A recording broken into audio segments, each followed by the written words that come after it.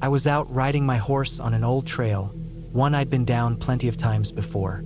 The morning was already hot, the kind of summer heat that settled in early and wouldn't let go until sundown.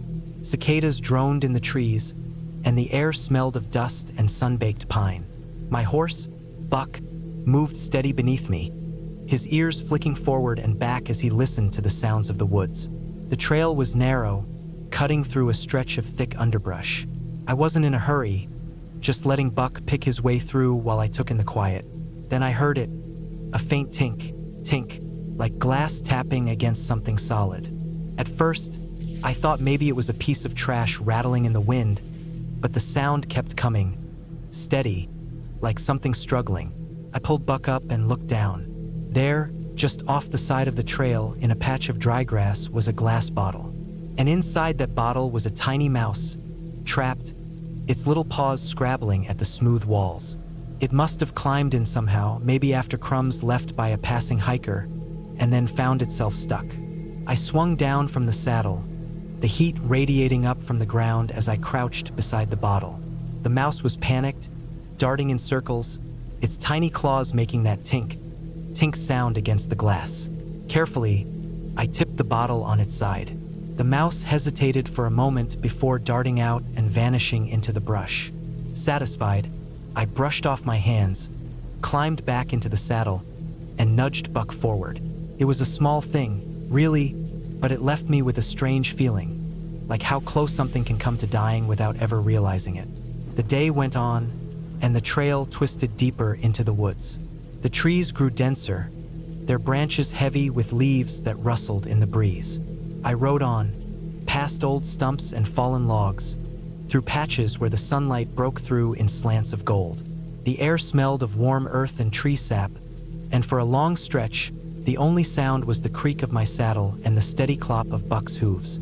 Then, faintly, I heard it, a whimper, so quiet I almost thought I imagined it. I pulled Buck up again, listening hard. The whimper came again, weak, barely there, sent a shiver through me. I knew the sounds of the woods, the birds, the squirrels, the distant rustle of deer moving through the brush, but this was different. I let out a whistle, a short, sharp note that cut through the trees. For a moment, there was nothing. Then suddenly a bark, hoarse, desperate. I turned Buck toward the sound and urged him forward. The underbrush was thick, and we had to push through, branches scratching at my arms. The barking grew louder, frantic now. I kicked Buck into a trot, heart pounding. Then I saw it. A creek, the water low and slow moving, choked with fallen branches and debris. And there, tangled in the roots at the bank, was a dog. A German short-haired pointer, his coat slick with water, ribs pressing hard against his skin. His collar was caught on a gnarled root, holding him fast. His eyes met mine, wild with exhaustion. I swung off Buck and waded into the creek without a second thought. The water was warm, the mud sucking at my boots as I reached the dog. He flinched at first, then went still like he knew I was his only shot. The collar was leather, worn but sturdy, and it had twisted tight. My fingers fumbled with the buckle, slick with creek water. Finally, it came loose, and the dog lurched forward, collapsing onto the muddy bank. He was nothing but skin and bone, trembling all over. I checked his collar. A nameplate was engraved with a phone number. I pulled out my phone, fingers shaking, and dialed. The line rang twice before a man picked up. His voice was wary, uncertain. "Yeah, I think I found your dog," I said. "A German short-haired pointer. Looks like he's been out here a while." Silence. Then, in a choked voice, "That can't be. He's got your number on his collar." A shaky breath. "He's been gone 3 weeks." I looked at the dog, still curled on the bank, too weak to even lift his head. 3 weeks. That meant he'd been stuck here in the water for almost that entire time. The man on the phone was crying now, saying something about how his dog had disappeared during a hunting trip, how he'd searched every day, how he'd just about given up hope. I told him where to find us, and he promised he'd be there as fast as his truck could take him. While I waited, I got the dog to drink some water from my cupped hands. He licked at it weakly, his body shaking. I draped my flannel shirt over him to keep the sun off his thin frame. Not long after, I heard the sound of a truck bouncing up the old dirt road nearby. A man ran down the trail, his boots skidding in the loose dirt. He was middle-aged, sunburned, his face tight with worry, until he saw the dog. Then everything broke. "Duke," he whispered, dropping to his knees. The dog lifted his head at the sound of his name. A slow, weak wag of his tail.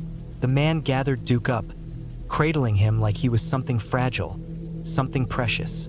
Tears streaked his face as he murmured to him over and over. I stood back, giving them space. Finally, the man looked up at me. "I don't know how to thank you." I just nodded.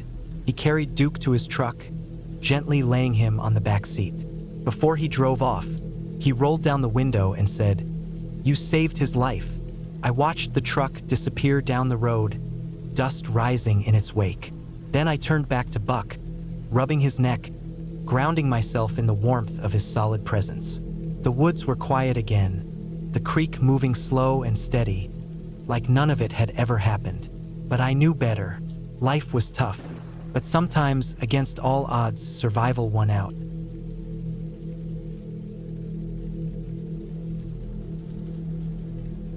It was late fall and the trail was nearly empty. A cold wind cut through the trees, rustling the last stubborn leaves clinging to the branches. I pulled my jacket tighter, adjusting my pack as I pushed further up the switchback trail. It had been a long day already, 5 miles in, with at least another 2 before I'd find a decent spot to camp. I was alone aside from Dakota, my black lab. She trotted ahead of me, her tail wagging slightly but her ears alert. The hike had started off peaceful.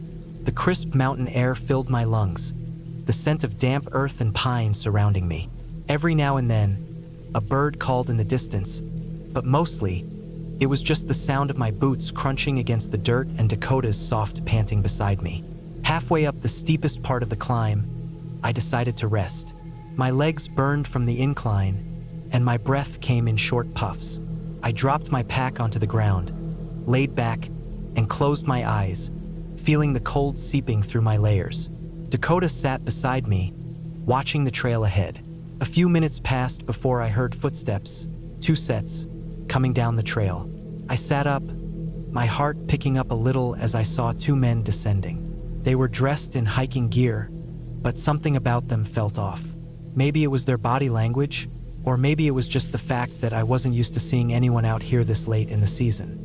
I gave them a quick wave. One of them waved back, but as they got closer, the other guy suddenly spoke. "Oh, you're alone." His voice was flat, casual, but then he turned to his friend and smiled. It wasn't a friendly smile. It was the kind of smile that made my stomach tighten. Dakota must have sensed it too, because she stood up, her stance shifting. She wasn't growling, but she was staring at them hard, her body tense. She was a sweetheart, but at 80 pounds, she could be intimidating when she wanted to be. The change in the men was instant. Their posture stiffened, and the one who had spoken looked away quickly. They muttered something to each other, and then, without another word, they picked up their pace and hurried down the trail. I didn't move until their footsteps had faded completely. My hands were shaking slightly as I reached for Dakota's head, running my fingers through her fur. I exhaled slowly, trying to steady myself. Maybe I was overreacting. Maybe it had just been a weird interaction. But something in my gut told me otherwise. I didn't linger. I grabbed my pack, clipped Dakota's leash on just in case, and kept moving. I had planned to set up camp somewhere near the ridge, where the view overlooked the valley, but now I didn't like the idea of being that exposed. Instead, I picked a less obvious spot, further into the tree line, hidden from the main trail. Setting up camp felt different that night. Every sound made me flinch. I double-checked my surroundings, making sure I hadn't been followed. Dakota stayed close, her usual relaxed demeanor replaced with quiet attentiveness. That night, I slept with my knife within reach, Dakota curled up beside me. Nothing happened, but I didn't sleep well. I kept thinking about those men, the way they had reacted, the way they had looked at each other when they realized I was alone. I wasn't sure what their intentions had been, but I was sure of one thing. Dakota had saved me from finding out.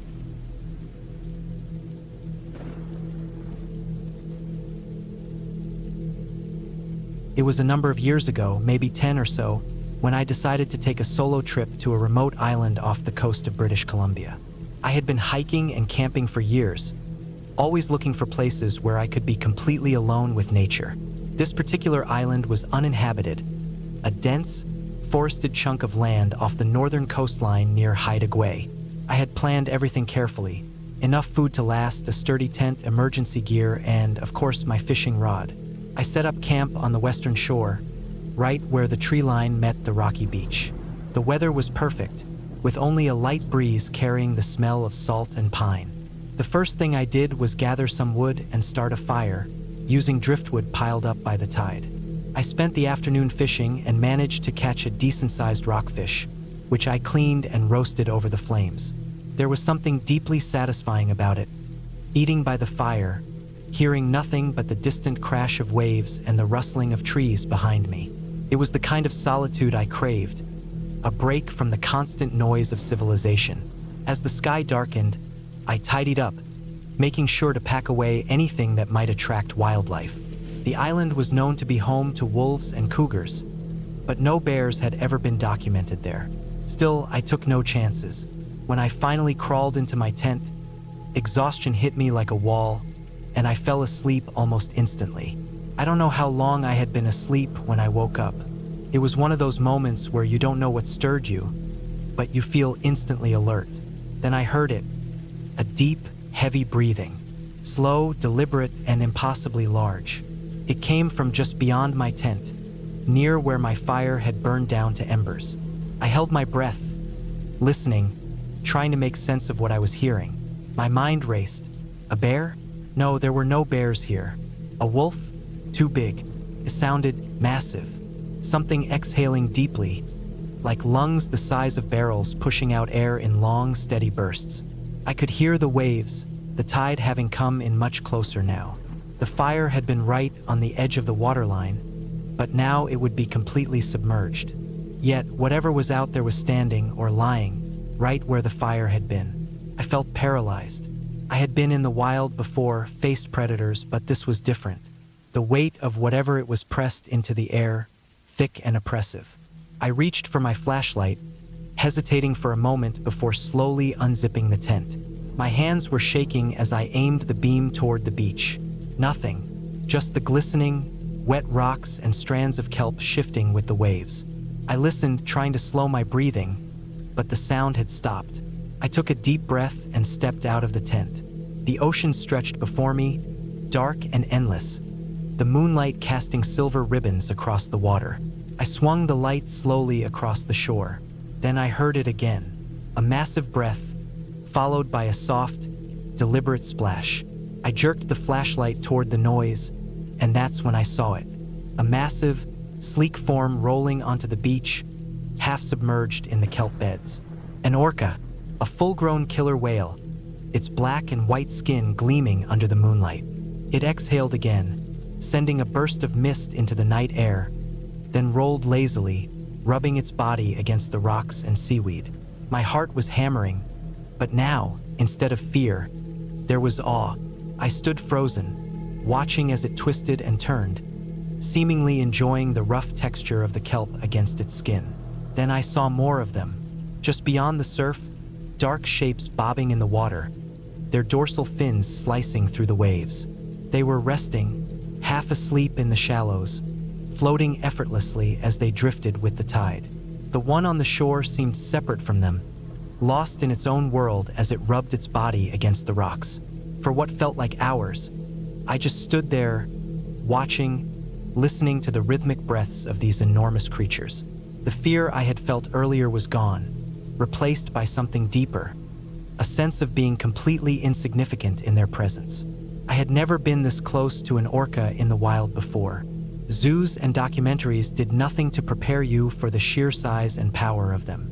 And yet, here they were, peaceful, unbothered by my presence. I sat down on the damp sand, my flashlight turned off now, just letting my eyes adjust to the moonlight. The big one on the shore finally slipped back into the water with a gentle push, disappearing beneath the surface. The others remained, drifting, their bodies barely visible beneath the rolling tide. I didn't sleep the rest of the night. I just sat there, listening to them breathe, watching the water shift and ripple around their massive bodies. By dawn, they were gone. The beach was empty, the only evidence of their visit being the disturbed kelp and deep grooves in the sand where the big one had rested. I packed up later that morning, still trying to process what I had witnessed. It was something I would never forget, something I couldn't even fully explain. Being that close to them in the dead of night, completely alone. It was terrifying at first, but in the end, it was one of the most profound experiences of my life. I never went back to that island, not because I was scared, but because I felt like I had been given something rare, something I didn't need to chase again. Some things are best left as they are, unrepeatable moments that stay with you forever.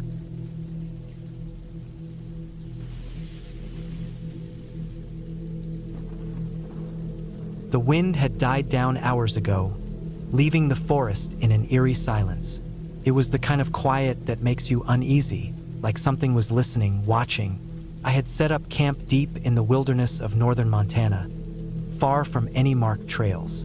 I had hiked these woods countless times before, hunting elk and deer, but this was the first time I was out here alone, just me and my rifle. I had spent the day trekking through dense pine forests and rugged terrain, pushing further into the backcountry than I had ever gone before. The isolation was comforting in a way. Out here, there were no distractions, no noise from the modern world. Just the sounds of nature, the rustling of leaves, the occasional bird call, the wind moving through the trees. By the time the sun started dipping below the horizon, I had set up my small tent near a clearing, close to a narrow, slow-moving creek. I built a small fire, cooked a quick meal, and sat in the warmth of the flames as the last bit of daylight disappeared. The temperature dropped fast, the kind of cold that settled into your bones. I threw more wood onto the fire, letting it burn while I crawled into my sleeping bag. My rifle was next to me, as always. I don't remember falling asleep, but I remember waking up. The sound that pulled me from my sleep was subtle at first, almost like the wind shifting through the trees. But as I lay there, heart pounding, I realized it wasn't the wind. It was breathing, deep, heavy breathing, slow, deliberate. It wasn't an animal panting. It wasn't the quick, shallow breath of a predator or the snorting of a deer. It was controlled, steady, something big, something that wasn't in a hurry. My pulse pounded in my ears as I listened. It was right outside my tent. I reached for my shotgun, my fingers trembling as they found the cold metal. I flicked off the safety as quietly as I could and pointed it toward the sound, my hands slick with sweat. I could hear every inhale, every exhale. Whatever it was large, larger than a bear, larger than anything I had ever encountered before. The fire outside had burned low, casting only faint shadows along the walls of the tent. My breath was shallow, controlled. I strained my ears, waiting for something, movement, a grunt, the snap of a twig, but there was nothing, just the breathing. Minutes passed. The breathing didn't change. It didn't move away, didn't come closer. It just stayed there, like it knew I was inside, like it was waiting for something. I tightened my grip on the shotgun, my finger resting on the trigger. My body screamed at me to run, to get out, to do something, but I was frozen. My mind raced through every possible explanation, but none of them made sense. A bear would have moved, would have sniffed at the tent, maybe tried to push it over. A mountain lion wouldn't just stand there breathing. And people don't breathe like that. Then, just as suddenly as it had started, it stopped. No footsteps, no rustling, just silence. I stayed awake for the rest of the night, shotgun in my hands, my back pressed against the farthest corner of the tent. I wanted to unzip the door and look, but every instinct told me not to. I had never felt fear like that before. It wasn't just the fear of the unknown. It was the fear of knowing something was there but having no way of understanding what it was. I didn't step outside until the sun had fully risen. When I did, my hands were still shaking. The clearing looked the same as it had the night before. My fire pit was untouched, the ashes still where I had left them. The ground was undisturbed, no footprints, no signs of an animal, nothing. It was as if nothing had been there at all. But I knew better. I packed my gear as fast as I could, my eyes scanning the trees, half expecting to see something staring back at me. The feeling of being watched didn't leave until I was miles away from that place. I never camped there again. I've spent my whole life in the wilderness. I've hunted, tracked, and faced down predators, but I have never experienced anything like that night. To this day, I don't know what it was, and I don't want to know. Whatever it wasn't an animal. It wasn't human, and it was right outside my tent, just breathing.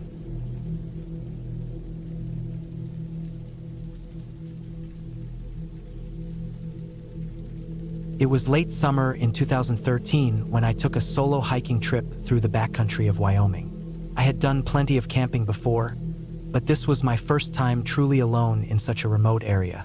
I had planned for a week of solitude, taking in the quiet and testing myself against the land. I carried everything I needed: food, a tent, a bear canister, a small survival kit, but nothing could have prepared me for what happened on that trip. The first few days passed peacefully. I covered miles of rough terrain, climbed ridges that offered views of rolling forests stretching endlessly in every direction, and made camp by still, glacial lakes that reflected the sky like glass. I encountered other hikers occasionally, exchanging brief conversations before continuing our separate ways. The weather was clear, the air crisp, and the nights dark and silent except for the usual sounds of the wild. On my fourth night, I camped in a designated backcountry site near a small group of other hikers.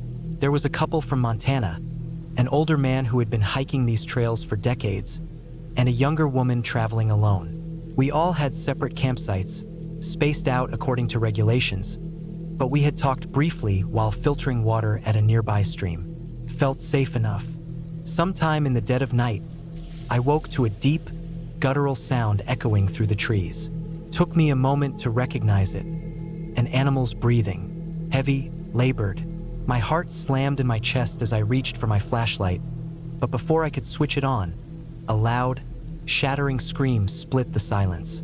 Not an animal, a human scream, a woman. I shot upright in my sleeping bag, my breath catching in my throat. Then, another scream, desperate, raw terror, before it was suddenly cut off. The forest fell silent again, but my ears rang with the echoes of what I had just heard. I fumbled for my bear spray, my hands trembling. Then came the sounds, branches snapping, the crunch of something massive moving through the underbrush. Footsteps, fast, heavy. Then, another noise, a deep, throaty growl, so close it felt like it was right outside my tent. I didn't move. I didn't breathe. I sat frozen in my tent, gripping my bear spray, waiting for something to rip through the fabric. But nothing happened. The sounds faded, moving away into the woods. A sudden burst of light flooded my tent. Headlamps, voices, urgent, commanding. "Get in your car now."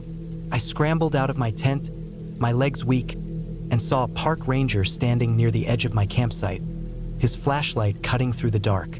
His uniform was disheveled, his face tight with panic. "What's happening?" I croaked, but he wasn't listening. "Everyone get to your vehicles now," he shouted again. I didn't hesitate. I grabbed my boots, not even bothering to lace them properly, snatched my keys and ran. I could see the other hikers emerging from their tents, confusion and fear on their faces. The couple from Montana hurried to their car, whispering frantically to each other. The older man moved slower but with a grim determination. The younger woman, her tent was too far to see clearly. We piled into our cars. I locked my doors, my breathing ragged. The ranger stood by his truck, holding a radio to his mouth, speaking in hurried bursts. I only caught a few words: grizzly, fatal, no sight of it. I sat in my car, gripping the wheel, my mind reeling. A grizzly. It had taken someone. I didn't need to ask who. I already knew. The screams. The woman. I hadn't even learned her name. The next morning, we were escorted out of the area. I drove in silence, my hands shaking the entire way. But that wasn't the worst of it. The next night, I stopped at a roadside campground, still shaken but exhausted. It was a busier site, full of families and RVs. Felt safer. I parked my van, locked the doors, and tried to sleep. I woke up to flashing lights in my mirrors, red and blue. A police car pulled up behind me, blocking my exit. Then another. A spotlight flooded my van, blinding me. My stomach twisted with a sick, instinctual dread. A voice on a megaphone cut through the night. "Driver, step out of the vehicle with your hands where we can see them." I barely had time to register what was happening before my door was yanked open. Hands grabbed my arm, hard, and I was pulled out onto the ground before I could even react. I hit the dirt, my breath knocked out of me. My face pressed into the gravel as someone kneeled on my back, holding me down. "I'm alone," I choked out. "I don't understand."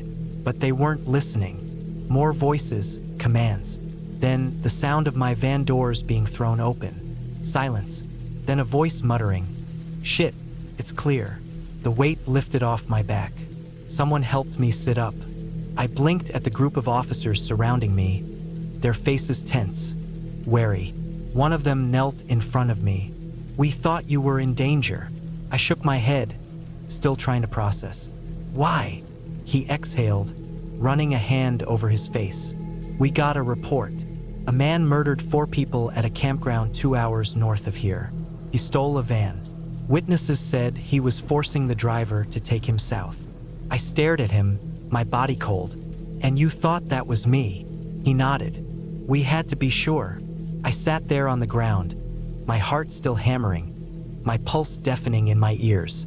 The officers helped me up, apologized, explained that they had been acting fast to save a life if necessary. But it didn't change the fact that, for a moment, they thought I had been the victim of something even worse than a bear attack. I slept with my doors locked that night. The next morning, I drove straight home, cutting my trip short. I didn't stop until I crossed my state line. I haven't gone on a solo trip since.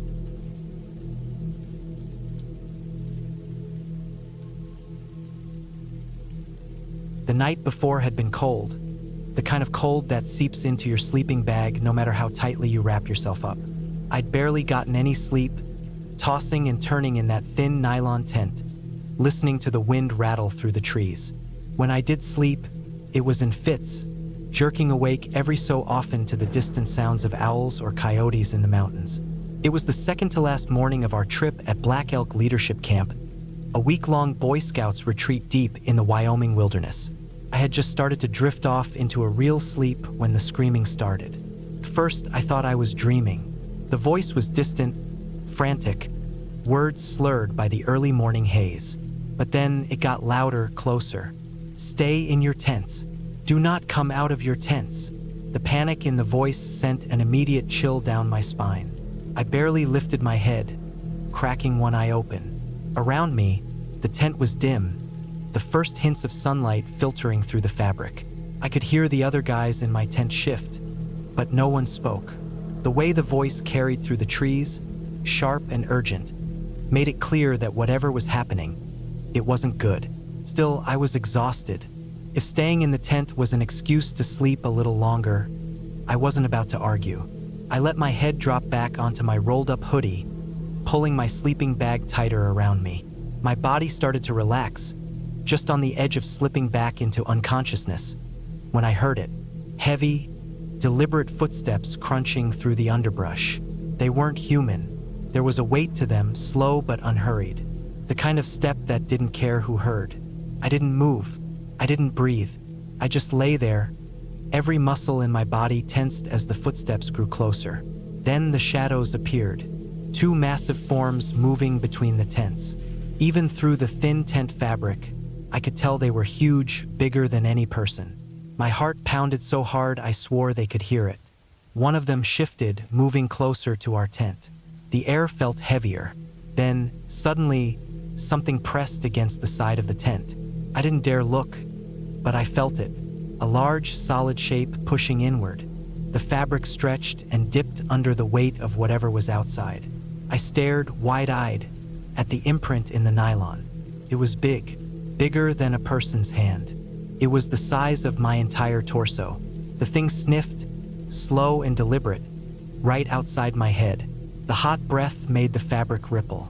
I stayed completely still, my breath shallow, barely daring to inhale. The sniffing continued, moving slightly as if it were searching for something. My mind raced through every possibility. A bear? A mountain lion? My fingers curled into the fabric of my sleeping bag, ready to squeeze my eyes shut if I had to. Then, just as quickly as it came, the pressure lifted. The thing outside shifted, its heavy footsteps moving away, back through the camp. I waited, every second stretching impossibly long. Then I heard them, 2 sets of footsteps, weaving through the campsite, slow and deliberate. I didn't move until the sounds faded into the distance. Even then, it took everything in me not to bolt out of the tent. The sun was coming up now, and I could hear murmurs from the other tents. I wasn't the only one who had heard it. Eventually, someone broke the silence outside. A scoutmaster, his voice low and firm. "They're gone." Cautiously, we crawled out of our tents, blinking in the early morning light. The campsite was eerily quiet. Then I saw them, massive hoof prints stamped into the dirt. Not bear tracks, not cat prints, something bigger. Someone muttered behind me, "Holy shit." Then I saw where our tent had been pushed in. The dirt outside was disturbed, trampled. Whatever had sniffed at us had been standing right where my head had been. It took a few more minutes before the scoutmasters gathered us all up and explained. A mother moose and her calf had wandered into our campsite. They must have been passing through, not really concerned about us. But moose were dangerous, unpredictable. If anyone had stepped out at the wrong time, things could have gone very badly. I had always thought of moose as just another animal you saw in nature documentaries, big but harmless. But standing there, staring at those enormous tracks, I realized how wrong I had been. Moose weren't just big, they were massive, and they didn't care about things like tents or sleeping campers. If they had wanted to, they could have stomped straight through our tent without a second thought. I didn't get much sleep the next night either. Every time the wind rustled the trees, my mind went back to that feeling. The hot breath against the fabric, the weight pressing in, the slow, deliberate sniffing. We left the next day, hiking out of the wilderness with our gear strapped to our backs. The whole time, I kept glancing over my shoulder, half expecting to see a massive shape moving through the trees behind us. I didn't, but that feeling, that moment of being so close to something huge and wild, something that could have crushed me without even meaning to, that stuck with me. And it still does.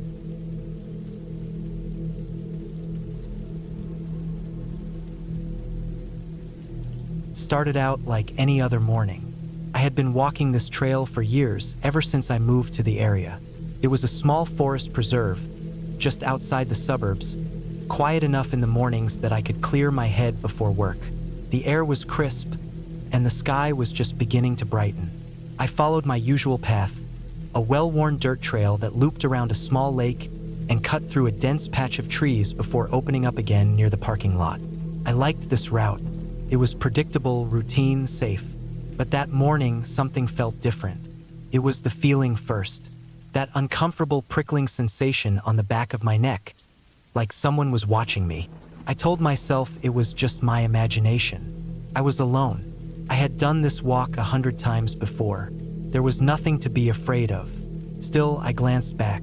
There was a man further down the trail. He wasn't doing anything, just walking.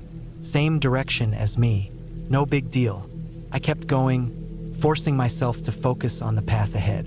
The dirt was still damp from last night's rain. The leaves rustled in the light breeze, and the sound of birds waking up filled the air. I told myself I was just being paranoid. People used this trail all the time. But then, a little while later, I glanced back again. He was closer. I hadn't slowed down. If anything, I had been walking a little faster than usual, but somehow he had closed the distance between us. I still couldn't make out his face. His hoodie was pulled up, hands tucked into the front pocket, pace steady but deliberate. I swallowed the lump in my throat and sped up. I wasn't running, not yet, but I wasn't taking my time anymore either. Another glance, closer. A jolt of panic shot through me. My mind raced, trying to come up with a reasonable explanation. Maybe he was just another early morning walker. Maybe he had somewhere to be. Maybe I was overreacting. But my gut told me otherwise. I reached the bend in the trail where the trees thickened, and I made a split-second decision. I veered off the main path and onto a narrower one that cut through the woods. It wasn't a smart move, I knew that. If something happened, there wouldn't be anyone around to help. But I figured if I lost him in the trees, I could double back to my car before he even noticed. The moment I stepped onto the side trail, I picked up the pace. My heart pounded. My breathing was heavy, loud in my ears. I knew these trails well, but the morning fog clung to the ground, making it harder to see where the dirt path ended and the underbrush began. I risked another look. He was still following me. Worse, he had started moving faster. That was all I needed. I ran. I didn't care about making noise anymore. The twigs snapped under my feet. My breath came in sharp gasps. My arms pumped as I pushed myself forward. The trail wasn't long. If I could just make it to the open area near the restrooms, I'd be okay. There was usually at least one or two other people around by now. Someone would see me. The trees thinned, and I spotted the small brick building just ahead. My legs burned, but I pushed harder, sprinting the last stretch of the trail. I reached the bathroom door, yanked it open, and threw myself inside, slamming it shut behind me. I locked it, and then the banging started. Heavy fists pounded against the door. The handle rattled violently. He was trying to get in. I stumbled back, my hands shaking so badly I could barely breathe. There was no window, no back exit, just the stall doors and the cold tiled walls. I pressed myself against the farthest stall, my mind racing. My phone.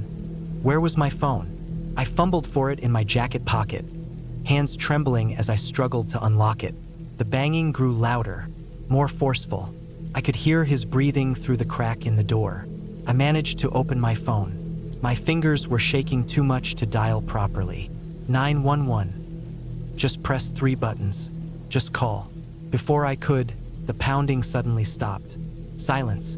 I didn't move. I didn't breathe. Then, footsteps. Retreating. I waited, my back pressed against the stall door. Phone gripped so tightly my knuckles ached. I listened to every sound, every shift in the air, every distant rustle of leaves outside. Then, a voice.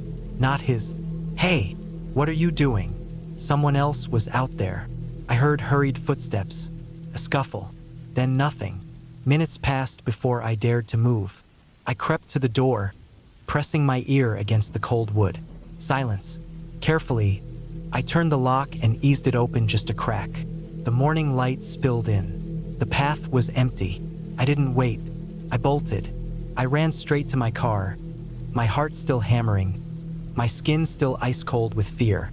I didn't stop running until I was inside, doors locked, engine roaring to life. As I pulled out of the parking lot, I saw him. He was standing at the edge of the trees, watching me. I never went back to that trail again.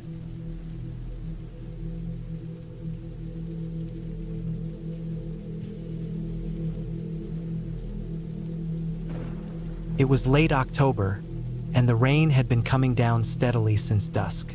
The campground was about 20 miles outside of Seattle, just off a winding back road that felt more remote than it really was.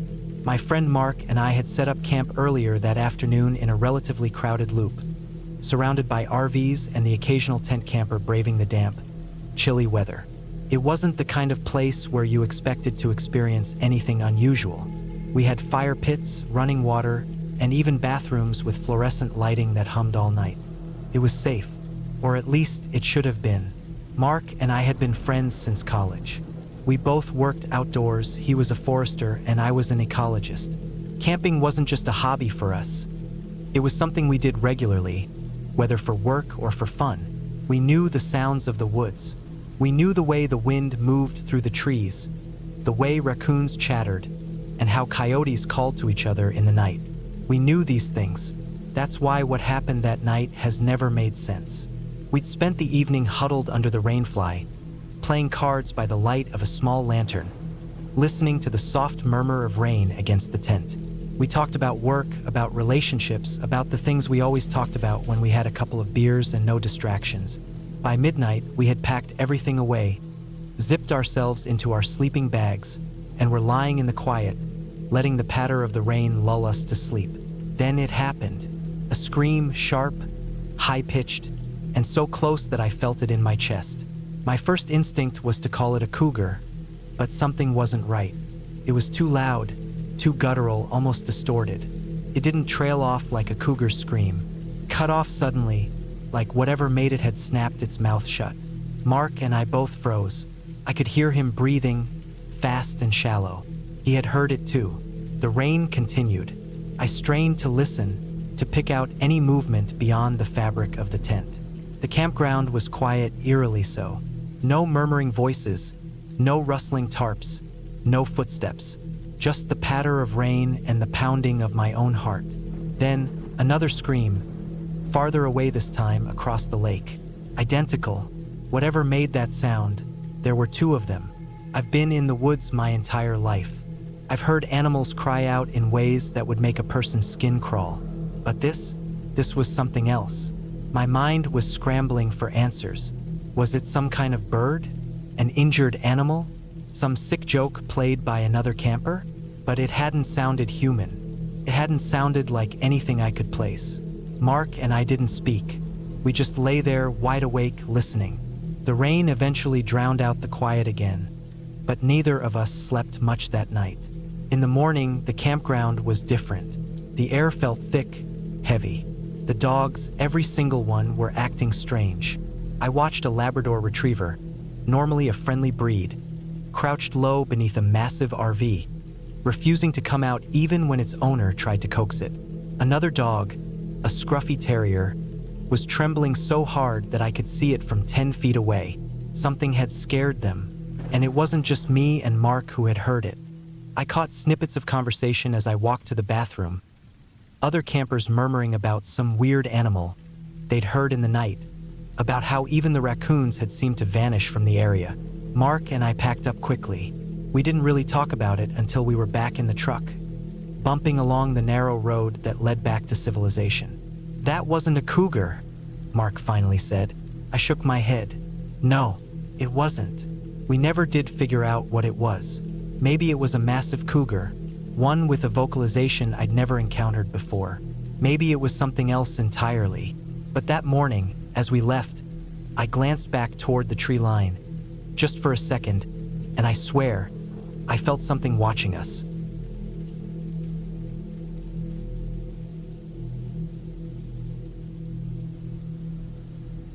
It was late October, and the rain had been coming down steadily since dusk. The campground was about 20 miles outside of Seattle, just off a winding back road that felt more remote than it really was. My friend Mark and I had set up camp earlier that afternoon in a relatively crowded loop, surrounded by RVs and the occasional tent camper braving the damp, chilly weather. It wasn't the kind of place where you expected to experience anything unusual. We had fire pits, running water, and even bathrooms with fluorescent lighting that hummed all night. It was safe, or at least it should have been. Mark and I had been friends since college. We both worked outdoors. He was a forester and I was an ecologist. Camping wasn't just a hobby for us. It was something we did regularly, whether for work or for fun. We knew the sounds of the woods. We knew the way the wind moved through the trees, the way raccoons chattered, and how coyotes called to each other in the night. We knew these things. That's why what happened that night has never made sense.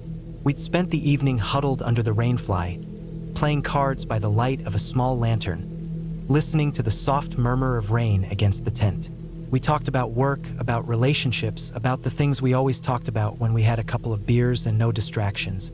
By midnight, we had packed everything away, zipped ourselves into our sleeping bags, and were lying in the quiet, letting the patter of the rain lull us to sleep. Then it happened. A scream, sharp, high-pitched, and so close that I felt it in my chest. My first instinct was to call it a cougar, but something wasn't right. It was too loud, too guttural, almost distorted. It didn't trail off like a cougar's scream. Cut off suddenly, like whatever made it had snapped its mouth shut. Mark and I both froze. I could hear him breathing, fast and shallow. He had heard it too. The rain continued. I strained to listen, to pick out any movement beyond the fabric of the tent. The campground was quiet, eerily so. No murmuring voices, no rustling tarps, no footsteps. Just the patter of rain and the pounding of my own heart. Then, another scream, farther away this time, across the lake. Identical. Whatever made that sound, there were two of them. I've been in the woods my entire life. I've heard animals cry out in ways that would make a person's skin crawl. But this was something else. My mind was scrambling for answers. Was it some kind of bird? An injured animal? Some sick joke played by another camper? But it hadn't sounded human. It hadn't sounded like anything I could place. Mark and I didn't speak. We just lay there, wide awake, listening. The rain eventually drowned out the quiet again, but neither of us slept much that night. In the morning, the campground was different. The air felt thick, heavy. The dogs, every single one, were acting strange. I watched a Labrador retriever, normally a friendly breed, crouched low beneath a massive RV, refusing to come out even when its owner tried to coax it. Another dog, a scruffy terrier, was trembling so hard that I could see it from 10 feet away. Something had scared them, and it wasn't just me and Mark who had heard it. I caught snippets of conversation as I walked to the bathroom. Other campers murmuring about some weird animal they'd heard in the night, about how even the raccoons had seemed to vanish from the area. Mark and I packed up quickly. We didn't really talk about it until we were back in the truck, bumping along the narrow road that led back to civilization. "That wasn't a cougar," Mark finally said. I shook my head. No, it wasn't. We never did figure out what it was. Maybe it was a massive cougar, one with a vocalization I'd never encountered before. Maybe it was something else entirely. But that morning, as we left, I glanced back toward the tree line, just for a second, and I swear, I felt something watching us.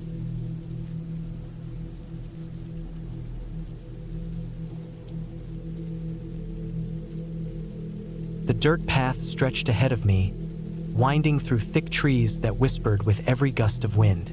My boots crunched against gravel, the only sound besides the occasional rustling of unseen animals.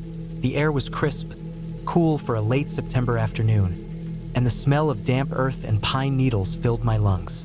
I had needed this, a solo hiking trip to clear my head, get away from the noise, and shake off the lingering anger that had clung to me for weeks. Luke, his name alone sent a jolt of frustration up my spine. The man I had trusted, spent a year of my life with, building something I thought was real. And all that time he had been lying. Not a small lie, not even one of omission, but a crafted, intentional deception. He had told me he was child-free, just like me. He had made jokes about it. We had built conversations around the mutual understanding of being free from responsibility, able to travel, to live for ourselves. I had loved that about him, that shared freedom. Except it wasn't real. Luke had 3 kids. 3. And not just in an estranged, rarely sees them kind of way. He was an active father, picking them up from school, taking them to soccer practice, involved in every way. The realization hadn't come from him. No, I had found out through a mutual acquaintance, someone who had known all along and assumed I did too. I had confronted him, expecting, hoping for a reasonable explanation, maybe some flicker of guilt. But he had just smiled, shrugged, and said, "Isn't it great? Now you can be part of their lives too." Like it was nothing. Like it was normal to lie to someone for an entire year, to lead them to believe they were building something honest while shaping a different reality entirely. He hadn't just hidden them. He had gone out of his way to convince me he was someone he wasn't. I had walked away. No yelling, no grand, dramatic exit. Just turned and left. Blocked his number, deleted our pictures, erased his presence from my life. But the anger lingered, gnawing at me in the quiet moments, keeping me awake at night, filling my mind with all the things I should have said. So I came here, a stretch of wilderness a few hours outside of town, far enough to be alone, to clear my head. Just me and the trees, the dirt trail, the steady rhythm of my own breath. The trail was longer than I remembered from the online maps, winding deeper into the forest than expected. I checked my phone. No service. That was fine, I had planned for that. I had my backpack, my water, a small first aid kit. I wasn't planning to be out here after dark.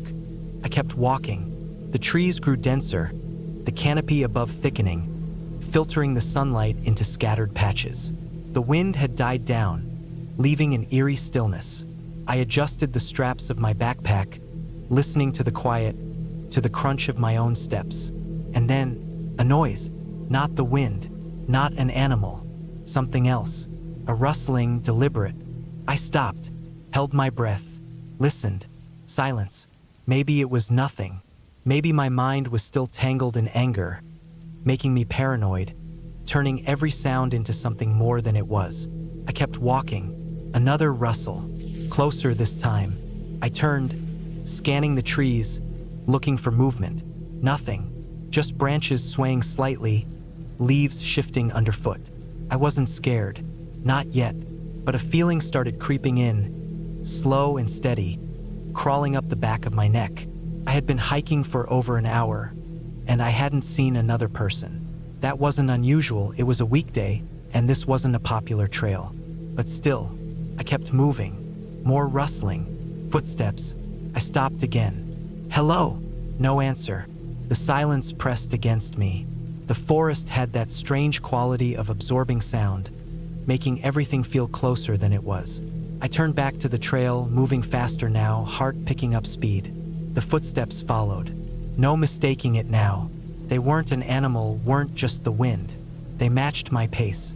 When I stopped, they stopped. When I moved, they moved. Panic flared in my chest. My brain scrambled through options. Keep walking, turn back, run. Running seemed stupid. It would only make me tired, make me louder, make me a target. I took a deep breath, steeled myself, kept walking. The footsteps continued. Then up ahead, a figure, a man, standing in the middle of the trail. Too far to make out details, but close enough that he saw me. I stopped. He didn't move, didn't wave, didn't call out. Just stood there. Everything in me screamed to turn around, to run. But I forced myself to stay still. If I ran, would he chase me? If I turned back, would he follow? The forest was too quiet. He took a step forward. I turned and walked, fast but controlled, keeping my breath steady. The footsteps behind me started again.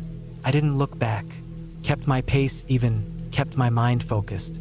The trail looped back to the parking lot, maybe another 20 minutes ahead. I could make it. I just had to keep moving, act like I wasn't afraid, like I hadn't noticed. 15 minutes, 10. The trees thinned, the sun brightening the path. 5. And then, a car. My car. The parking lot. Open space. I didn't slow down until I reached the driver's side, yanking the door open, throwing myself inside. Locked the doors. Started the engine, hands shaking. I looked up. The trailhead was empty. No one there. But I knew what I had heard. Knew I hadn't imagined it. I pulled out of the lot, gravel spitting under my tires. Drove without stopping, without looking back. I didn't go hiking alone after that, and I never stopped wondering what would have happened if I had looked back one last time.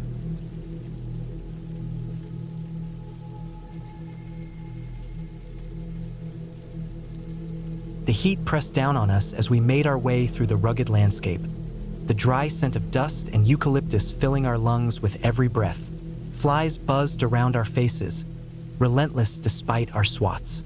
It was the summer of 1998, and my best friend, James, and I had taken a trip deep into the Australian bush, somewhere in the Northern Territory, far from any town or tourist site.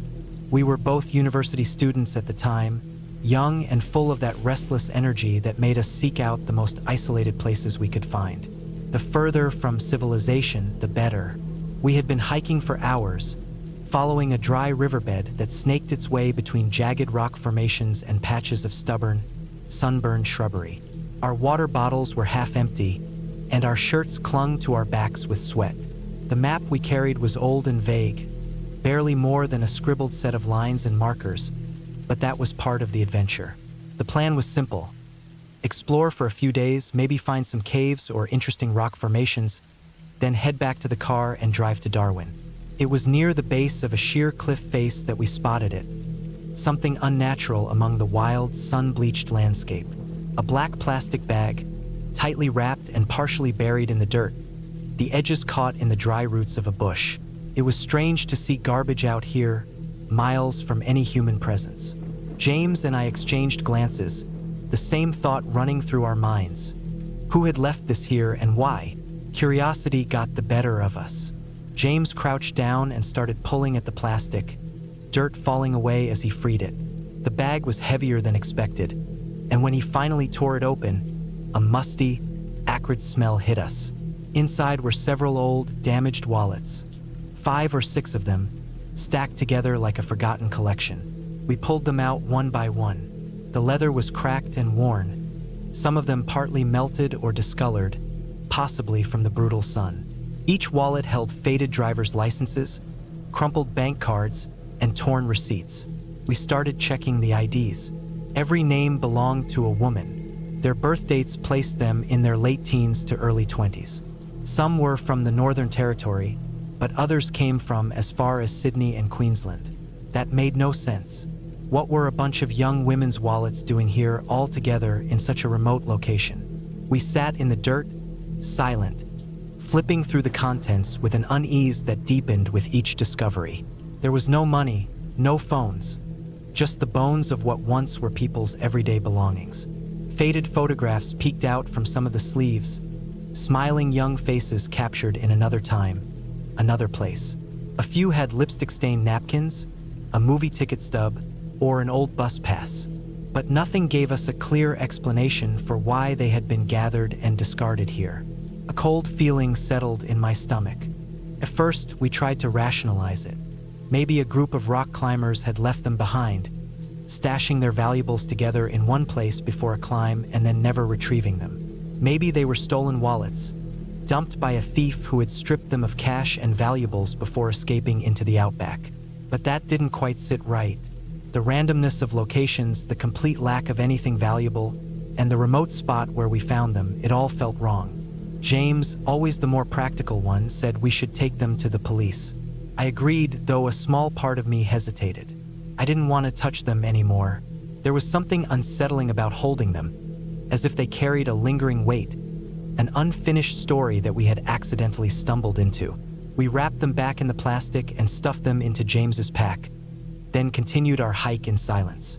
The air felt heavier now, the landscape less inviting. The endless stretch of scrub and rock, once exciting and full of promise, now seemed empty in a way I hadn't noticed before. We walked faster, eager to put distance between ourselves and the place where we had found them. By the time we reached the tiny police station in a town nearly a day's drive away, exhaustion had dulled our unease. We walked in, placed the bag on the counter, and told the officer what we had found. He didn't speak for a long time. His expression didn't change, but I saw something flicker in his eyes, a shadow of recognition or concern. He took the bag without a word and gestured for us to wait. Minutes stretched into an hour. Another officer came out and asked us to describe exactly where we had found the bag, down to the last detail. They marked it on a map, nodding grimly. Then they told us we could go. That was it.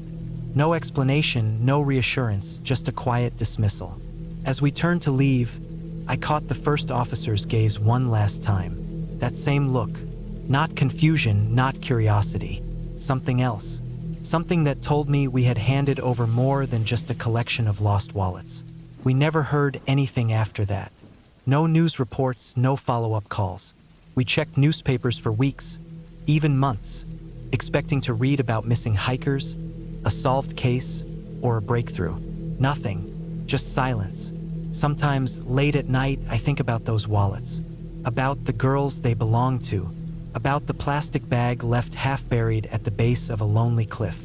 And I wonder if, somewhere out there in that vast, empty land, the rest of their story still lies waiting to be found.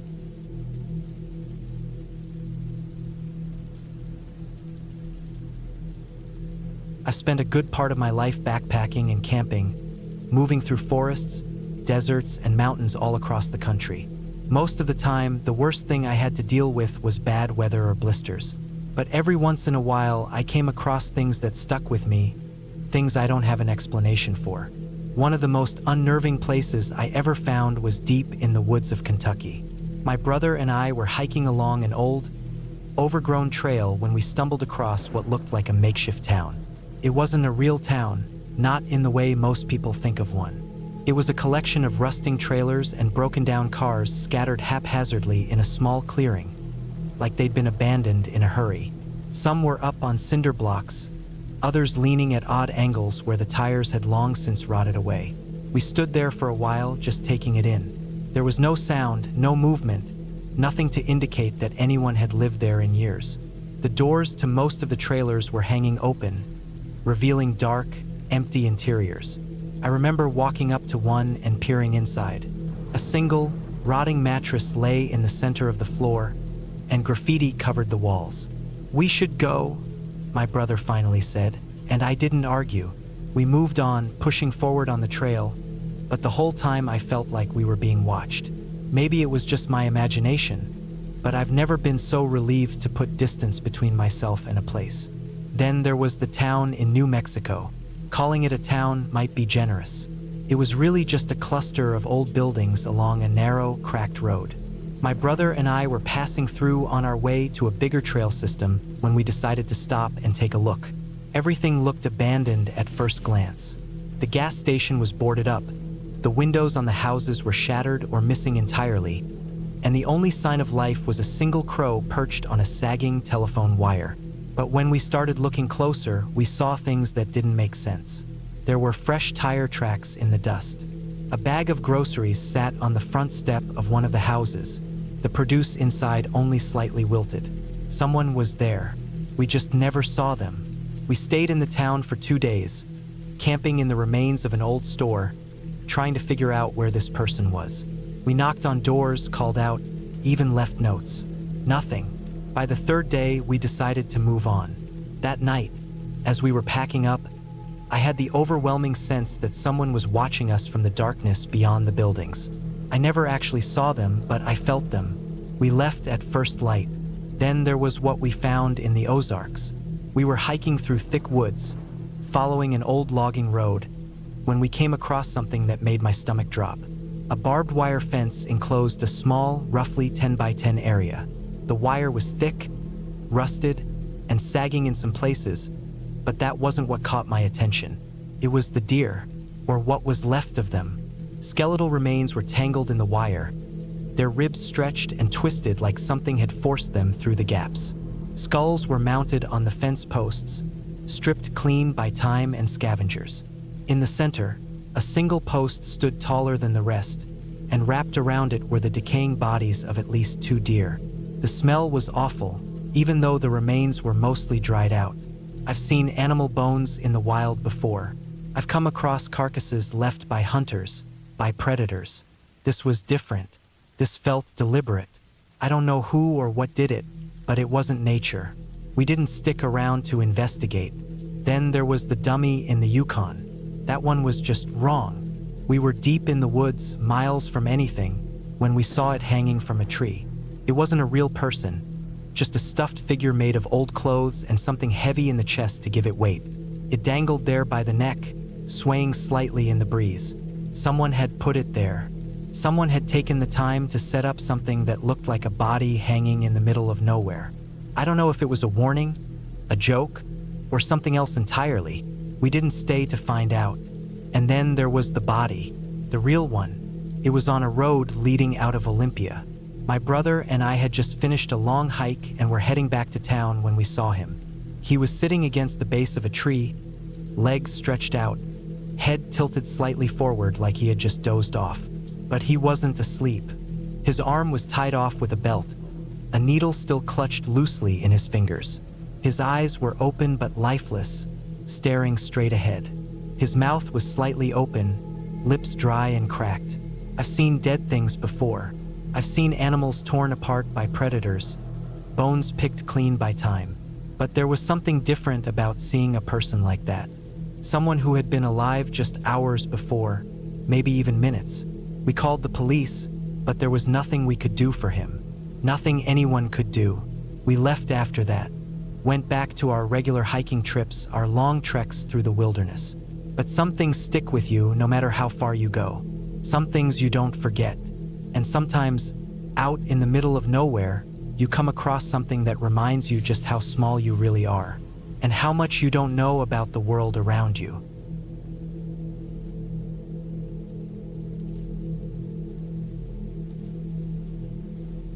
The Appalachian Trail had been my dream for years, and in the summer of 2017, I finally had the chance to hike it from Georgia to Maine. I was 26 at the time, fresh out of a job I hated, and looking for something real. Something that would push me, break me down, and build me back up. I'd saved up enough to get by for a few months, packed my gear, and started walking. The trail was brutal, but it was also beautiful. Some days were endless rain, my socks soaked through, my boots squelching with each step. Other days, the sun baked the ridgelines, and I'd sweat through my shirt before noon. But I loved every second of it. I met other hikers, some who stuck around, others who faded back into the trees, continuing their own journeys. I learned to sleep on the hard ground, to ration my food, to listen to the woods in a way I never had before. By the time I reached Vermont, my body was lean, my skin tanned, my beard thick and unruly. I moved differently, lighter, more sure of myself. The aches that had plagued me in the beginning were gone. I felt like I could walk forever. It was a hot day in late July when I first heard about the ice cream man. A few hikers at a shelter had mentioned him in passing, an older guy who lived right off the trail, famous for giving out ice cream to thru hikers. Best damn thing after a long day of hiking, one guy had said, rubbing his sore feet. Just walk up to his place, knock, and he'll hook you up. It sounded like a myth, one of those weird, only on the at kinds of stories. But I was intrigued. After weeks of nothing but trail food, a cold popsicle sounded incredible. So when I reached the spot where someone had scribbled "Ice Cream Man" on a wooden post, I figured why not? I turned off the trail and followed the small path winding through the trees. His house was small and old, set back a little from the woods. The yard was overgrown, the grass patchy, with rusted tools and a few scattered chairs sinking into the dirt. The porch sagged under its own weight, and the paint on the siding had peeled away in long strips. A wooden sign, barely legible, was nailed next to the door, "Hikers Welcome." I knocked. The door opened almost immediately, like he'd been standing right there. The man was older, 70s, maybe 80s, thin and hunched. His glasses were thick, making his eyes look huge. He wore a loose button-up shirt, the kind that had probably been white once but had turned a yellowed shade over time. He smiled, reached out, and took my hand, his grip surprisingly firm as he pulled me inside.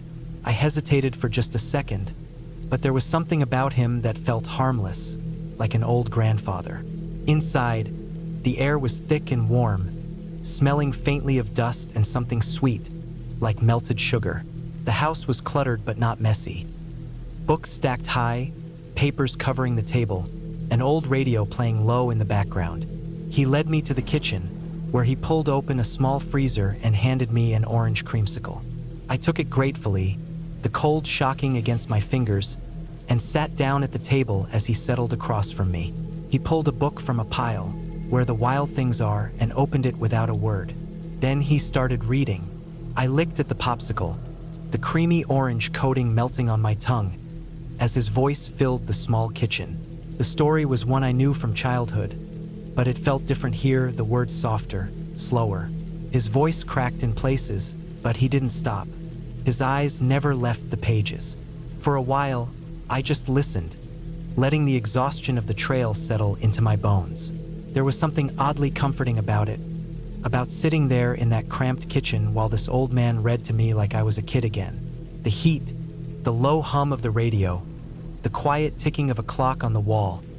It was lulling, almost hypnotic. Then, all at once, something shifted. The air seemed to change, growing heavier. It wasn't anything obvious, just a feeling, like a thread pulled too tight. The popsicle in my hand had melted to a sticky mess, dripping onto the table. The old man kept reading, his voice even, his eyes never once flicking up to mine. Something about it made my skin prickle. I glanced at the door.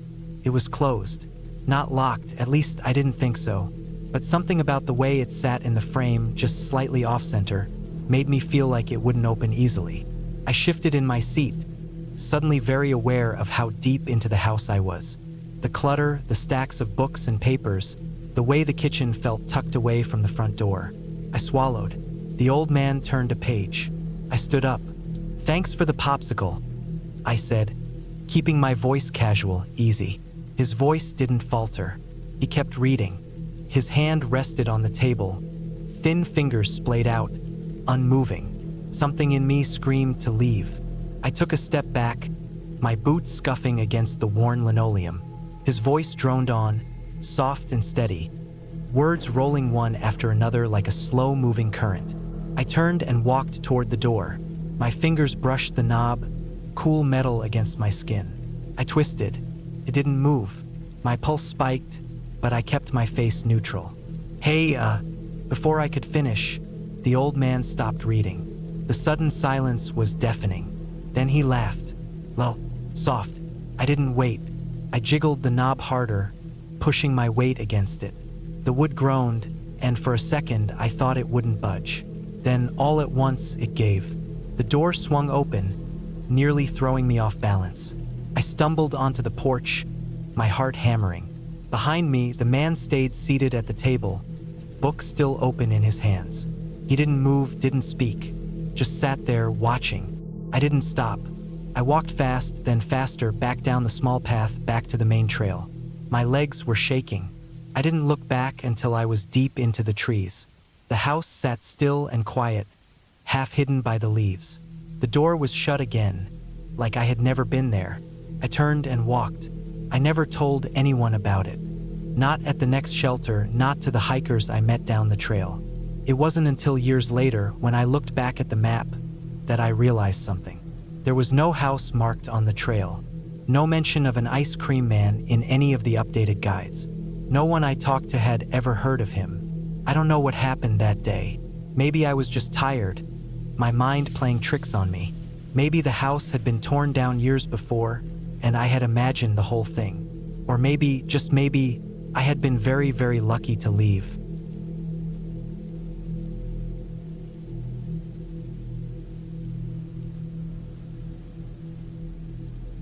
I was backpacking in the Absaroka Range of Montana, just outside the Yellowstone boundary, at around 10,500 feet.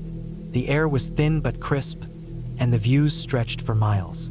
The year was 1997, late summer, the kind of season where the mornings carried the bite of approaching autumn, but the afternoons still felt warm under the high-altitude sun. I had set out with two friends, Mark and David, for a week-long trek through some of the most rugged terrain in the region. We were young, in our late 20s, used to pushing ourselves, and eager to escape the modern world for just a little while. We had been hiking for most of the day along a ridge, following a rough-cut trail above a deep, still lake.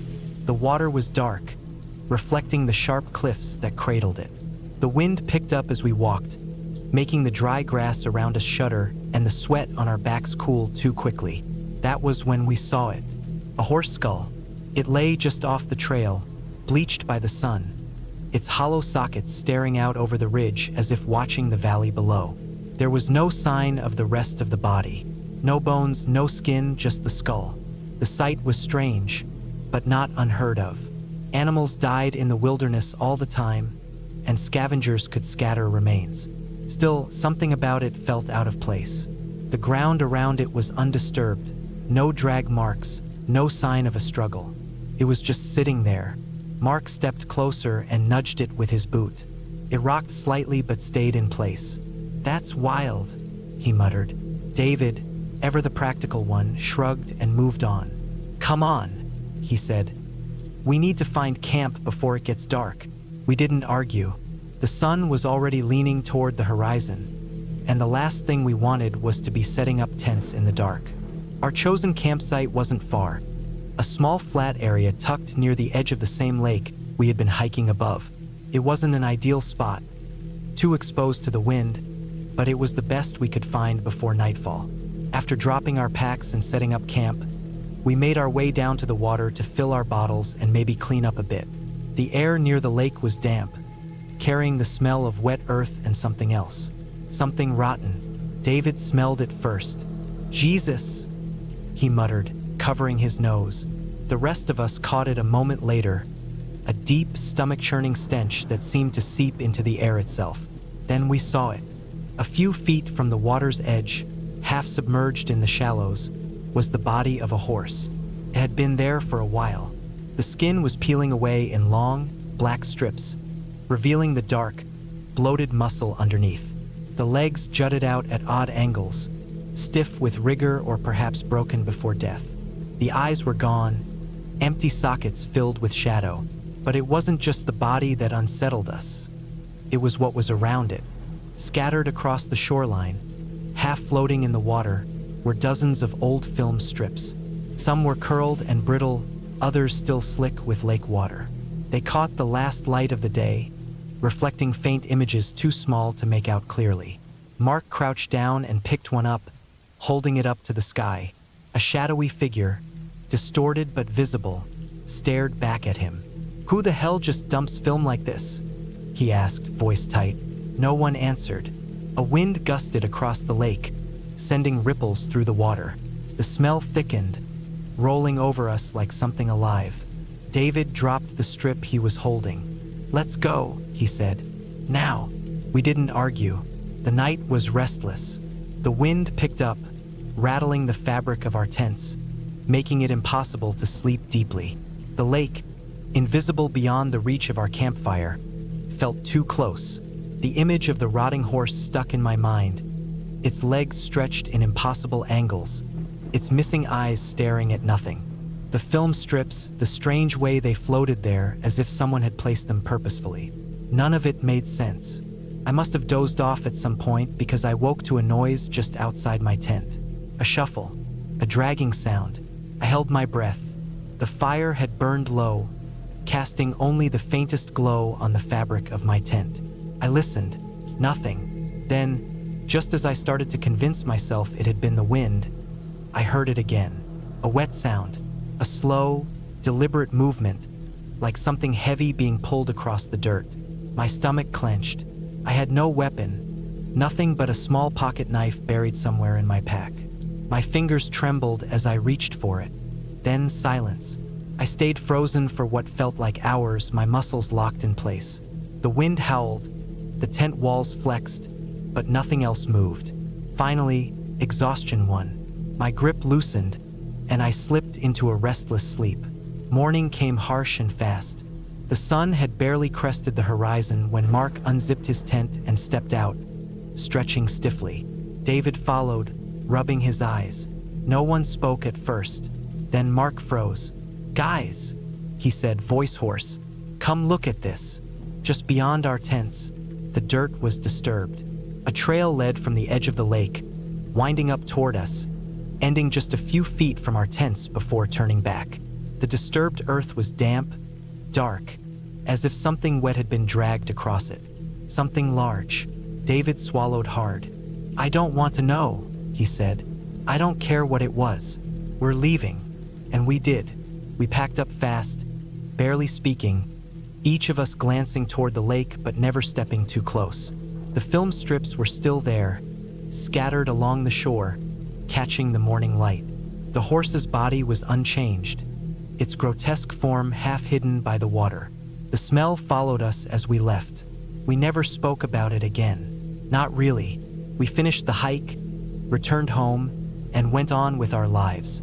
But sometimes, late at night, I think about that ridge, that skull, about the film strips and the thing that moved outside our tents. I think about what we didn't see, and I wonder if it ever saw us.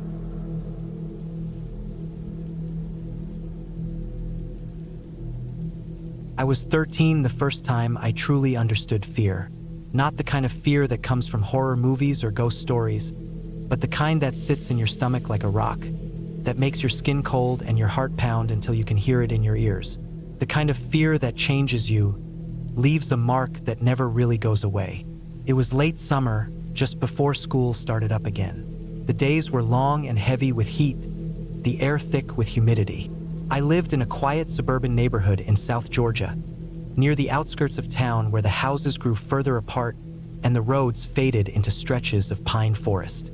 My parents both worked late, so I had a lot of freedom during the summer, riding my bike for miles, exploring trails, and killing time however I could. There was a dirt path that cut through the woods near my neighborhood. It was an old fire road, mostly used by hunters and kids like me looking for shortcuts. It wasn't the safest route, but it was faster than taking the main roads, and I had ridden it so many times that it felt familiar, almost like an extension of my own backyard. That evening, I had been out longer than usual. The sun was dipping low, spilling orange light through the trees, and I knew I had maybe 20 minutes before full dark. I pedaled faster, the crunch of gravel and dry leaves under my tires the only sound apart from the occasional chirp of cicadas. Then I saw him. At first, he was just a shape in the distance, half hidden by the trees. Person standing still. That alone was strange. No one else used this trail at this time of day. As I got closer, the details came into focus, and my stomach dropped. He was tall, completely naked except for the thing on his head. A white, pointed hood, the kind I had only seen in history books, with 2 cutout holes for his eyes. His arms moved in a slow, deliberate motion, and even before my brain fully registered what I was seeing, my body reacted. I swerved, my tires skidding on the dirt as I nearly lost control of my bike. The man turned slightly, his masked face following me as I sped past. I didn't look back, couldn't. My legs burned as I pushed the pedals harder than I ever had in my life. My breath came in short, ragged gasps, my heartbeat a frantic drum against my ribs. The path felt longer than I remembered. The trees blurred past, shadows stretching across the ground as the last of the sunlight faded. I half expected to hear footsteps pounding behind me, to feel a hand grabbing at my shirt, yanking me off my bike. But there was nothing, just the sound of my own racing breath and the steady, rhythmic churn of my tires against the dirt. When I finally burst out of the woods onto the main road, I didn't stop. I kept going, my vision tunneled, my legs numb. I didn't slow down until I reached my street, until I was safely in front of my house, my bike skidding to a stop so suddenly that I nearly fell off. I stood there, panting, my hands clenched so tightly around the handlebars that my knuckles ached. The sky was dark now, the streetlights flickering to life one by one. Everything looked normal, safe, but I knew that a few miles away, hidden in the trees, that man was still out there. I didn't tell my parents. I didn't tell anyone. What could I have said?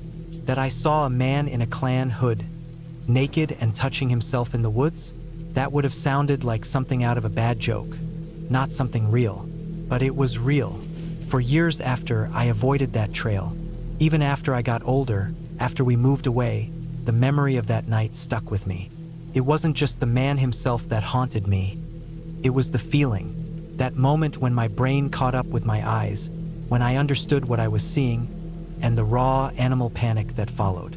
Because in that moment, I knew something that I had never really understood before. There are things in this world that don't need to be supernatural to be terrifying. There are things that exist in the real daylight world that are far worse than any ghost story. And sometimes they're standing right in front of you.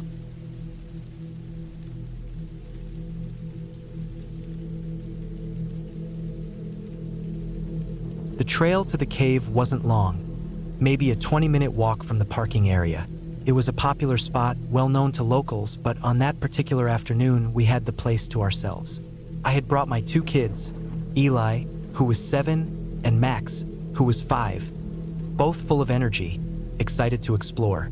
The air was cool, the sun dipping lower in the sky, but there was still plenty of daylight left. The entrance to the cave was wide and welcoming, a jagged mouth carved into the limestone. We stepped inside, the temperature immediately dropping, the damp scent of earth filling our noses. I had been here before years ago, but it was the boys' first time. They chattered excitedly, their voices echoing off the walls as we picked our way forward. The cave wasn't too difficult to navigate, about a 30-minute walk end to end if you kept a steady pace. The ground was uneven in places, scattered with loose rocks and patches of mud. It had rained a few days before, and the moisture still clung to the walls, making everything slick. I kept a close eye on the boys, making sure they didn't slip. Our flashlights carved narrow beams through the darkness, the light bouncing off damp rock. We moved slowly, taking in the formations, the stalactites dripping from the ceiling, the odd shapes etched into the walls from years of water erosion. The boys pointed out patterns they thought looked like animals, their voices full of wonder. I let them have their fun, keeping my steps steady, my ears tuned to any sound beyond our own movements. The cave had an exit at the far end, a small, tight opening that required some maneuvering to get through. I had read about it before. People liked the challenge of squeezing through, though I knew it wasn't for me or the kids. When we reached that point, I could see the damp earth narrowing into a space barely wide enough for an adult to crawl through. It was darker than I expected, and the air coming from it was colder. "This is where it gets too muddy," I said, glancing at the ground ahead. "Let's turn back." Neither of the boys complained. They were already getting tired, and I could see the dampness on their shoes. I turned them around, leading them back the way we came, the cave familiar now in reverse. The walk should have felt easier, knowing what to expect, but something about it put me on edge. About halfway back, I stopped abruptly. There, perched about 8 feet up on a ledge of rock, was a candle. A single, flickering flame. It had not been there before. I felt my pulse spike, my stomach tightening. The boys didn't notice at first, still stepping carefully over the wet ground. I moved quickly, positioning myself between them and the candle, scanning the darkness around us. Someone was here. That was the only explanation. I swallowed hard, my mind racing. We had passed through this exact spot not 20 minutes ago, and the candle had not been there. Someone had placed it after we walked by, which meant they were still in here, somewhere, watching. I gripped Eli's shoulder firmly, then Max's. "Stay close," I said, keeping my voice calm. I didn't want to scare them, but I needed them to listen. The walk back felt different now. Every sound seemed amplified. The drip of water from the ceiling, the shuffle of our feet, the faint rustle of unseen movement somewhere behind us.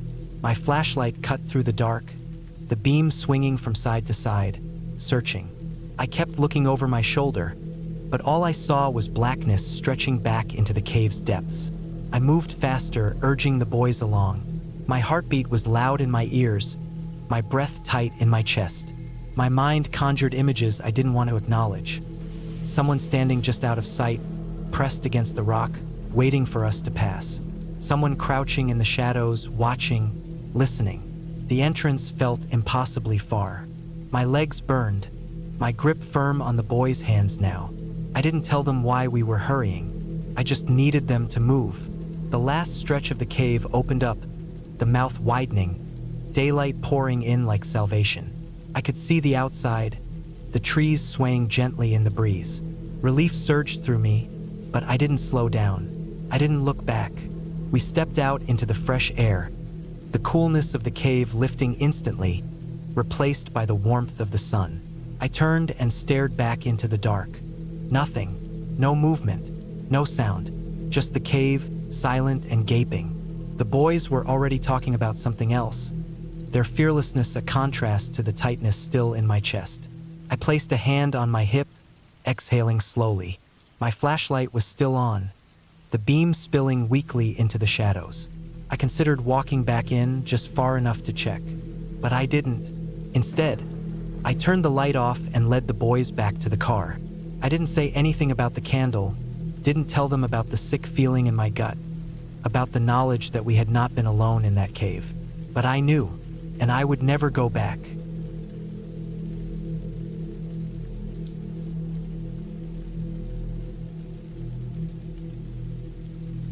It was supposed to be just another hiking trip. Nothing fancy, just a few of us walking a well-known trail, stretching our legs and breathing in some fresh air. We weren't doing anything extreme, just a casual day hike, something we had done dozens of times before. The air was crisp. The leaves overhead rustled softly in the light wind, and the dirt beneath our boots felt solid and familiar. We had been walking for about an hour when we saw her for the first time. An older woman, maybe in her 70s, was making her way down the path toward us. She had a steady gait, but her age showed in her slightly hunched posture and the deep lines on her face. Her gear was simple: a well-worn backpack, sturdy boots, and a walking stick that looked like it had seen years of use. She smiled warmly as she got close and said, "Oh, well, hello again." Like we were old friends meeting once more. I just smiled back and nodded. The others did the same. No one questioned it at first. She was old, maybe a little senile, or just one of those people who naturally struck up conversations with strangers. The trail had its fair share of friendly hikers, after all.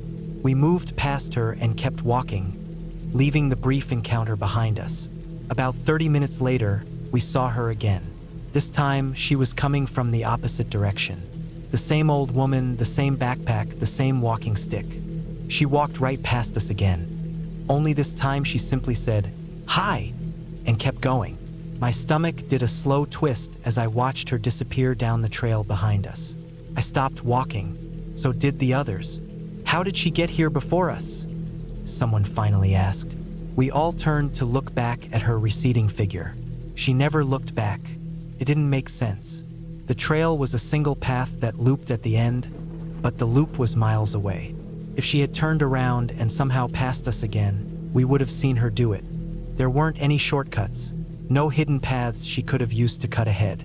And yet, there she was, coming from the opposite direction. We kept walking, trying to reason it out.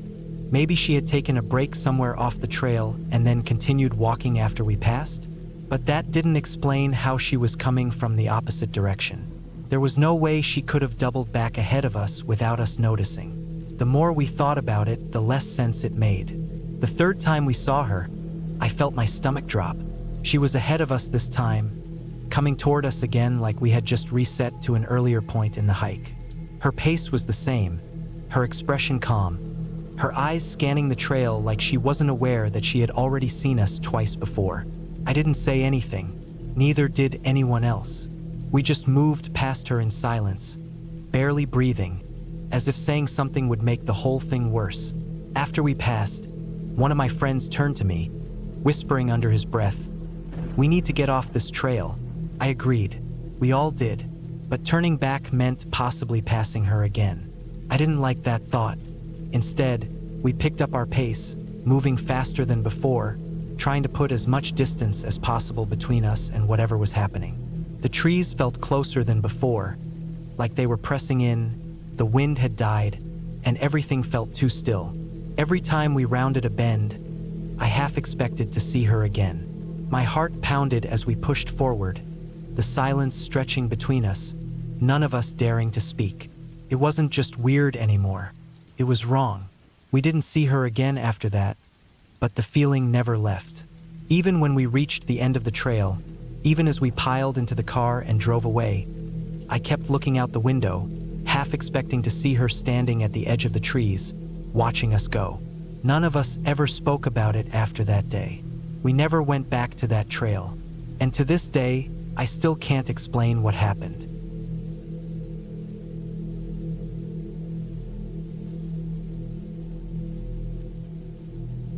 The trail was steep, but nothing we hadn't handled before. We had set out early, just the three of us, with plans to take in the view from the top of the falls and then do some light bouldering at the base before heading back down. The waterfall was a popular spot, but most people stuck to the main path. The off-trail bouldering area was mostly untouched, which was why we liked it. It felt secluded, almost like it was ours. We made it up in just under an hour, taking our time, stopping for water and to take in the view along the way. The mist from the waterfall cooled us as we started climbing down the rocks. We knew the area well, or at least we thought we did. It was my friend Ryan who spotted her first. At first, he thought it was a pile of clothes, maybe some gear someone had dropped and forgotten. But when he stepped closer, he froze. I'll never forget the way he called out to us. It wasn't panic, not yet, just confusion. "Hey, there's someone here." We rushed over. She was lying face down in the mud, barely moving. Her legs, Jesus, her legs, were twisted at unnatural angles, the bones breaking through the skin in jagged, bloody points. The air around her smelled like wet earth and something metallic. Blood. I dropped to my knees beside her, barely registering the sharp rocks biting into my skin. Hey, hey, can you hear me? I reached out, gently pressing my fingers to her neck. There was a pulse, weak but there. She let out the faintest moan, barely more than a whisper. Her lips were cracked and dry, her skin clammy. No gear, no pack, no water, nothing. She was just there, alone, broken, barely alive. My hands were shaking as I dug my phone out of my pocket and dialed 911. My voice came out hoarse, urgent. We found someone. She's hurt bad. Broken legs, maybe more. She's still alive, but she needs help now. As I spoke, Ryan and Matt knelt beside her, pulling off their jackets, covering her as best they could. She was shivering violently. The dispatcher asked for our location. I tried to explain it as best as I could. We're at the falls down below off the main trail. There's no easy way in, but you need to get someone here now. The dispatcher's voice was calm, steady. Help is on the way. Stay with her. We didn't leave her side. She was barely conscious, slipping in and out, her body shutting down from shock and exposure. We did what we could. Gave her sips of water from our bottles. Talked to her even though we weren't sure she could hear us. Minutes stretched into eternity. We kept checking the sky, listening for the sound of approaching help. That's when we saw him. Matt was the first to notice. Over there, he whispered. A few yards away, half hidden behind the rocks and underbrush. A shape. A man. At first, I thought he was just sitting there, his back against the boulders, his head tilted forward as if he were resting. But he wasn't moving. Shit, Ryan muttered, already scrambling toward him. I followed, heart pounding, not sure I wanted to see what we already knew was true. His skin was pale, his eyes open but unseeing. His hands were scratched raw, dirt caked beneath his nails like he had been clawing at the ground. He was dressed for hiking shorts, a t-shirt, a light jacket tied around his waist. No pack, no water. He never made it. It hit me then. He had gone for help. He had been so close. Maybe he had tried to climb back up. Maybe he had just collapsed, unable to go any farther. Less than 100 yards. That's how far he got before he died. The weight of it crushed me. The silence between the three of us was heavy, suffocating. The sound of the approaching helicopter shattered it. The paramedics came fast, descending from the air, their voices sharp, efficient. They asked us questions, how we found her, how long she had been there.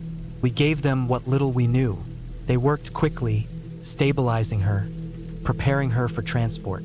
We watched as they lifted her into the air, her body small and fragile against the vastness of the sky. And then she was gone. We stayed behind until the authorities arrived, answering more questions, going over it again and again. The reality of it all still hadn't sunk in. It wasn't until later, when we were hiking back down, that I really let myself think about what she had gone through.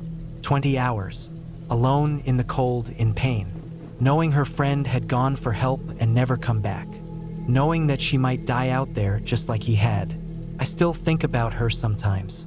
I wonder if she made it, if she remembers us, if she even remembers any of it at all. I think about him too, the one who didn't make it, the one who almost did. It's hard not to wonder how many others have been out there, waiting, hoping, dying alone where no one will ever find them.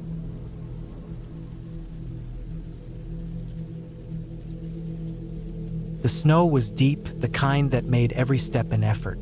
I had been hiking alone for most of the day, following a ridgeline that cut through miles of untouched wilderness.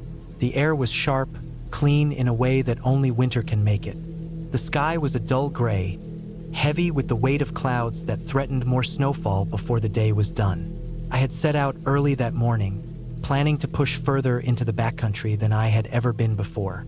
There was no trail out here, just rolling hills of snow and the occasional break in the trees where I could see for miles in every direction. I had always found a certain peace in places like this, where the only sounds were my own breath and the crunch of snow under my boots.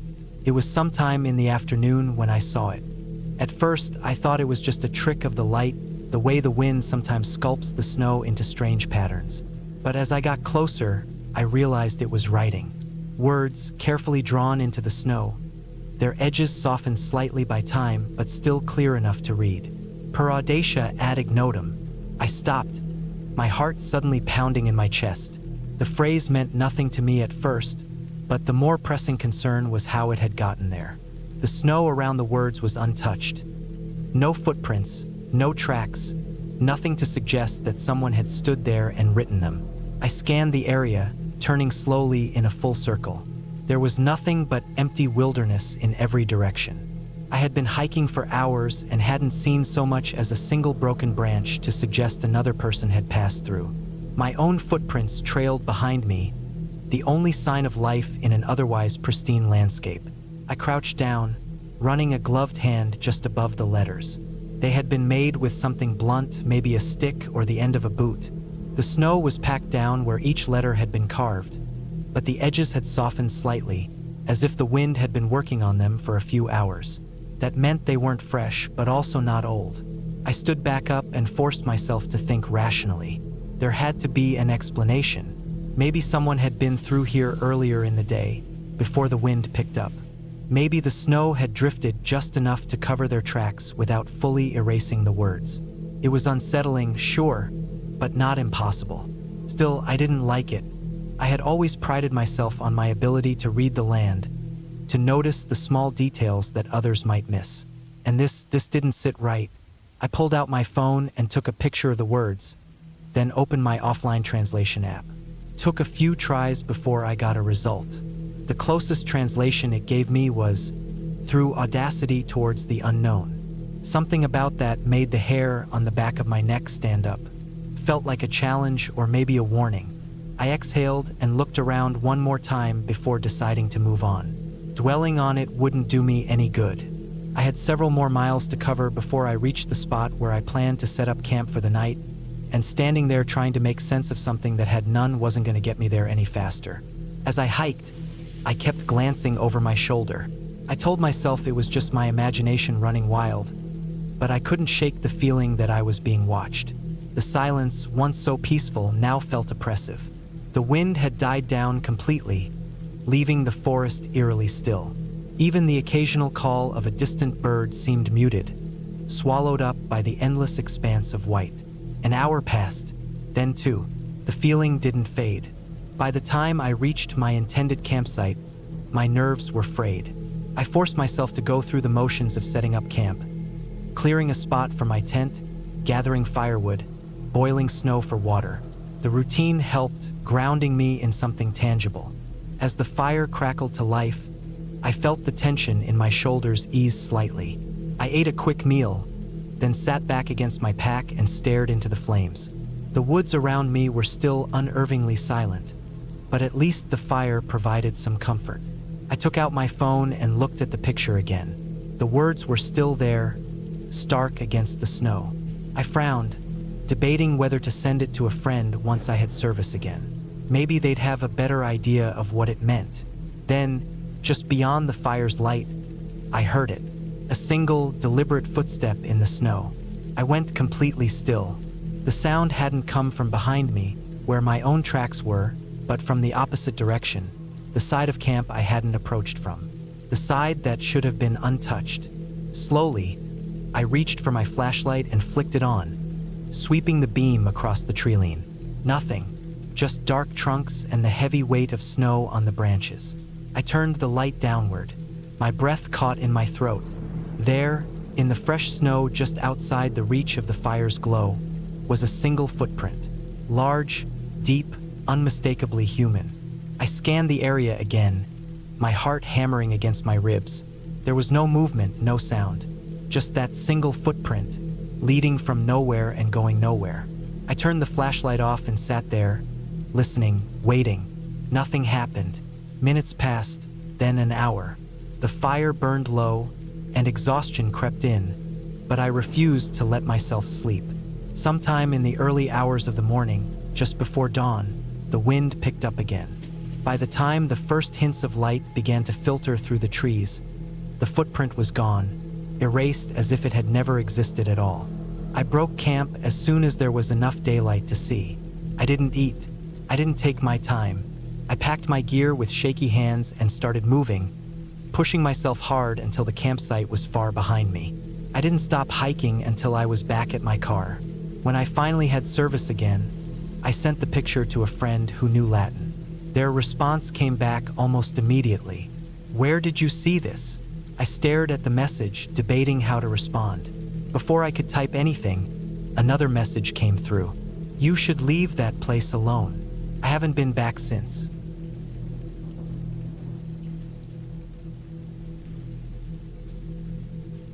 I was hiking in the Hoh rainforest on the Olympic Peninsula back in '03, trying to complete an ambitious trek from the ocean all the way to Mt. Olympus. It was something I had been planning for months, mapping out the route, gathering gear, and training for the grueling trek ahead. I had spent the previous night at the trailhead, barely able to sleep from the excitement of finally setting off on this adventure. The air was crisp, damp with the scent of moss and earth, and the towering trees above created a cathedral of green. The first day of hiking was everything I hoped it would be. The trail wound through ancient forests, their trunks covered in thick, draping moss, the ground beneath my boots soft with layers of fallen leaves. Sunlight filtered through the dense canopy, creating shifting patterns on the trail. Every so often, I would pause to listen to the distant calls of birds or the soft murmur of the Hoh River winding its way through the trees. I made good time, reaching my intended campsite well before sunset, and spent the evening resting, eating a simple meal, and soaking in the beauty of the rainforest. It was the kind of peace that only comes from being truly alone in the wilderness. The next morning, I woke early, breaking camp as the first light crept through the thick trees. The air was cooler than the day before, heavy with moisture, and as I packed my gear, I noticed the first wisps of fog curling through the trees. It didn't seem like anything to worry about at first, just the usual morning mist common in these parts. But as the day went on, the fog thickened, rolling in heavy and dense. By noon, I could barely see more than 20 feet ahead of me. The trees around me were little more than looming silhouettes, their shapes distorted by the shifting fog. My GPS wasn't much help. The thick canopy and the weather interference made it nearly useless. But I knew as long as I kept following the river upstream, I'd eventually reach my next campsite. So I pressed on, moving slowly, carefully picking my way through the uneven terrain, keeping the sound of the river close. The silence of the forest was more noticeable in the fog, the usual rustling of leaves and distant bird calls muted, making everything feel eerily still. The day dragged on, every step feeling longer than it should have. The fog never let up. It was an almost physical presence, wrapping around me, distorting the shapes of the trees and making it impossible to gauge distance. More than once, I found myself second-guessing my direction, stopping to listen for the river just to reassure myself I was still on track. I had planned to make camp before dark, but with the fog slowing me down, I found myself hiking later than I had intended. By the time I reached a clearing that seemed like a good place to stop, the light was already fading into an oppressive blackness. The fog didn't lift with the night. Instead, it seemed to absorb the darkness, making everything feel even heavier. I set up my tent quickly, the anxious feeling in my gut growing stronger as the night deepened. I told myself it was just the unfamiliarity of the terrain, the exhaustion creeping in, but something about the silence felt wrong. I had spent plenty of nights alone in the wilderness before, but this felt different, more oppressive, like something was pressing in from the edges of the fog. I forced myself to ignore the feeling, crawling into my sleeping bag and nibbling on an energy bar, trying to convince myself that once I got some rest, everything would feel normal again. I must have drifted off at some point because the next thing I knew, I was awake, heart pounding, ears straining in the darkness. Something had woken me, a sound just outside the tent, a deep, rhythmic huffing. Not the wind, not the creaking of trees. This was breathing, heavy, deliberate, close. I held my breath, my mind racing through every possible explanation. Cougar? No, they move quietly, stealthily. A bear? Maybe, but something about the sound made my skin crawl. It was too steady, too measured, like something standing still, just beyond the thin fabric of my tent, exhaling slow, deep breaths. I reached for my flashlight, moving as silently as possible. My fingers trembled as I found the zipper of my tent's door and slowly, carefully, pulled it open just a fraction. I hesitated, then poked my flashlight out and clicked it on. The beam of light cut through the darkness, illuminating a massive shape no more than 5 feet away. A Roosevelt elk. My heart nearly stopped. For a brief second, my exhausted, adrenaline-flooded brain had expected something else, something worse. But the reality of what stood before me was still startling. This elk was enormous, towering over my small tent, its breath steaming in the cold night air. It must have wandered into the clearing in the thick fog, just as disoriented as I was. The second my light hit it, the elk startled, its eyes going wide with panic. It lunged to the side, trying to flee, but in the darkness and confusion, it miscalculated. I watched, frozen, as it bolted straight into a nearby tree, the impact so sudden and violent that the sound echoed through the still night. The massive animal collapsed in a heap, legs twitching, a groan escaping its throat. I didn't move. I could barely breathe. I listened, waiting, heart hammering in my chest. Minutes passed, then more sounds, shuffling, labored breathing. The elk stirred, struggling to its feet, dazed but alive. With one last groan, it turned and staggered off into the fog, its heavy footfalls fading into the distance. I sat there for what felt like hours, gripping my flashlight, ears straining for any other sounds in the darkness. But the forest remained silent. Slowly, I forced myself to lie back down, though sleep never really came. By the time dawn broke, the fog had finally started to thin, revealing the forest in pale morning light. I packed up my gear, eager to move on, to put distance between myself and that eerie, suffocating night. The forest felt different in the daylight.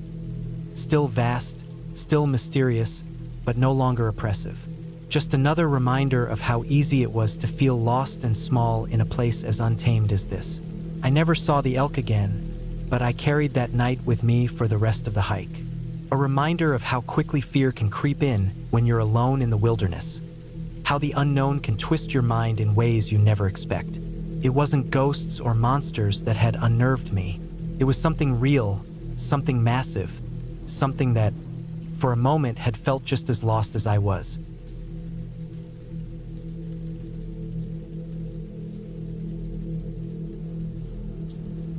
The wind bit at my face as I took the final steps to the summit of Cader Idris. My legs burned from the steep ascent, and my boots crunched against the loose rock and dirt.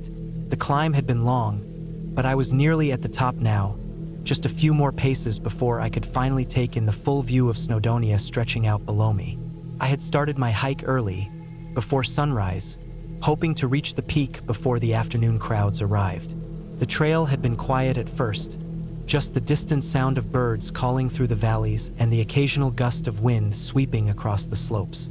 The higher I climbed, the rockier the terrain became, and the mist clung stubbornly to the mountain like a shroud. But as I neared the summit, the mist thinned, revealing jagged ridges and deep valleys stretching into the horizon. It was breathtaking. At the summit, I expected to find fellow hikers resting, taking in the view, maybe sipping from a thermos of tea. And they were there, scattered in small groups, chatting, catching their breath. But something was off. The mood wasn't what I had expected. Some people looked tense, clutching their snacks and meals a little too tightly. Others were laughing nervously, watching something or someone closely. Then I saw her, a sheep, a single, bold, scruffy-looking ewe standing near a group of hikers, staring at them with an intensity that was almost unsettling. She had a thick, unkempt coat of wool, the kind that looked like it hadn't been shorn in too long, and a pair of dark eyes that gleamed with mischief. By her side was a lamb, smaller, cleaner, and darting about with restless energy. But my focus stayed on the ewe. Something was off about her. I had seen plenty of sheep on hikes before, and they were always the same. either grazing without a care or bolting at the first sign of a human getting too close. But not this one. She was fearless. I watched as she crept toward a man unwrapping a sandwich. He was talking to his friend, oblivious to the animal edging closer. Then, in a flash, she lunged. Her head shot forward, and before the man could react, she snatched the sandwich right out of his hands. For a moment, he just stood there, stunned, his hands still holding the empty wrapper. Then laughter erupted around him as the sheep backed away, chewing triumphantly. "What the hell?" I muttered under my breath, staring. She wasn't done. She turned her attention to another hiker, this one holding a packet of crisps. Again, she moved quickly, headbutting the man's arm so the packet tumbled to the ground. In an instant, she was on it, tearing into the bag with her teeth and gobbling up the contents. The man tried to shoo her away, but she barely flinched, holding her ground like a seasoned street thief. The lamb, meanwhile, was busy in its own way, chasing a seagull. The bird squawked and flapped frantically as the little creature darted after it, kicking up small stones as it ran. I had never seen anything like it. Sheep were supposed to be docile, stupid even, but this ewe was smart. She was watching people, waiting for the right moment to strike. I gripped my backpack straps a little tighter, suddenly wary. I had packed food, and I wasn't about to let this woolly bandit make a fool of me. I stepped forward cautiously, watching as she continued her campaign of theft, stealing an entire apple from another hiker and an unopened snack bar from someone else's lap. People were trying to laugh it off, but I could see a few looking genuinely annoyed, guarding their food as if they were fending off a wild animal. Because, in a way, they were. I found a flat rock a little distance away and sat down, making sure to put my bag between me and the sheep. I unzipped it slowly, trying to be discreet. I had a sandwich, a protein bar, and a flask of coffee. The moment I took out my sandwich, I felt eyes on me. I looked up. She was staring right at me. I held my sandwich tighter, narrowing my eyes. She took a step forward.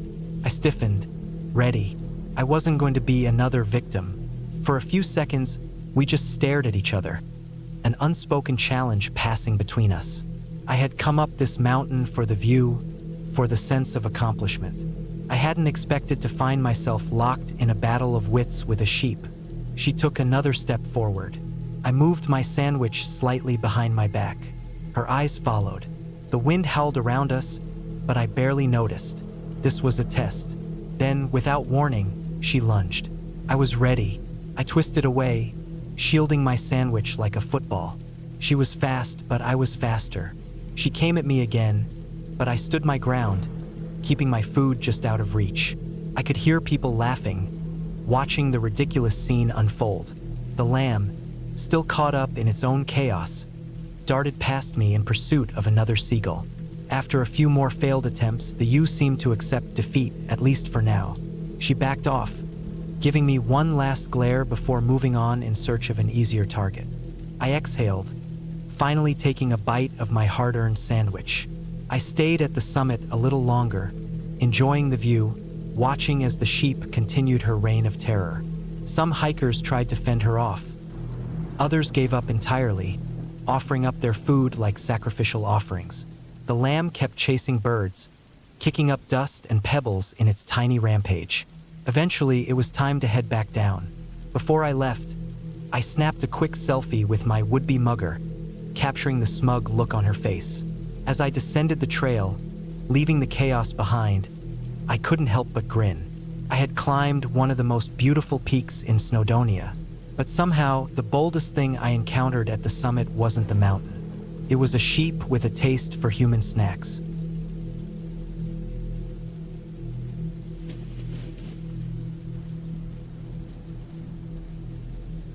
I had been hiking for a few hours, enjoying the cool morning air and the way the sunlight filtered through the trees.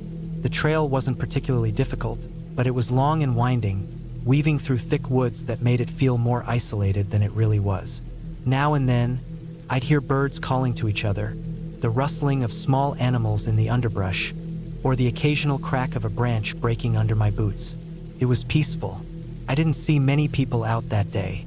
A couple of trail runners passed me earlier, their quick footfalls fading fast into the distance. A man with a dog nodded at me on his way back down the path. Other than that, it was just me and the trees, the smell of damp earth, and the steady rhythm of my footsteps. That was fine with me. I liked the solitude. Then, somewhere ahead, I heard something strange. It was faint, barely more than a whisper carried on the breeze. It didn't belong to the usual forest sounds. At first, I thought it was just the wind, maybe an odd bird call I hadn't heard before. But as I walked, it became clearer. Music. It was distant, but I could just make out a melody. It had a soft, airy quality, rising and falling in a way that seemed unnatural for the middle of the woods. I slowed down, listening harder, trying to place the instrument. It wasn't a guitar or a flute. Something about the sound was deeper, more fluid. It didn't fit the setting. The farther I walked, the clearer it became. A saxophone. I stopped. A saxophone? Out here? That didn't make any sense. I looked around, half expecting to see someone sitting on a log, playing for no apparent reason. But the forest was empty.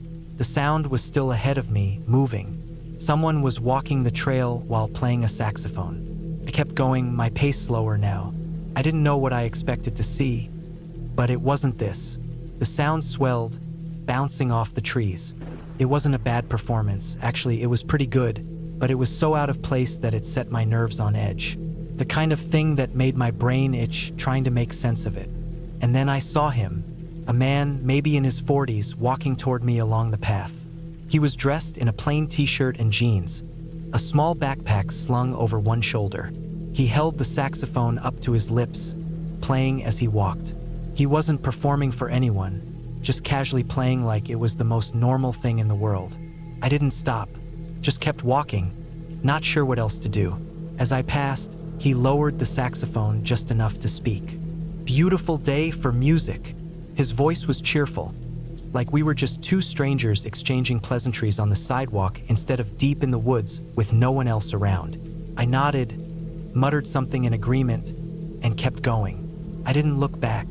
For a while, I could still hear him playing behind me. The notes drifted through the trees, growing fainter with each step. Eventually, the sound disappeared completely, swallowed up by the woods. I tried to shake the weird feeling off, but it lingered. The encounter hadn't been threatening. The guy hadn't done anything strange, aside from, playing a saxophone in the middle of nowhere. But something about it unsettled me in a way I couldn't explain. I kept walking, trying to put distance between us. But after a while, I started feeling watched. It wasn't anything obvious. No snapping branches or rustling leaves. Just a creeping awareness like something was out of place. I glanced over my shoulder. Nothing.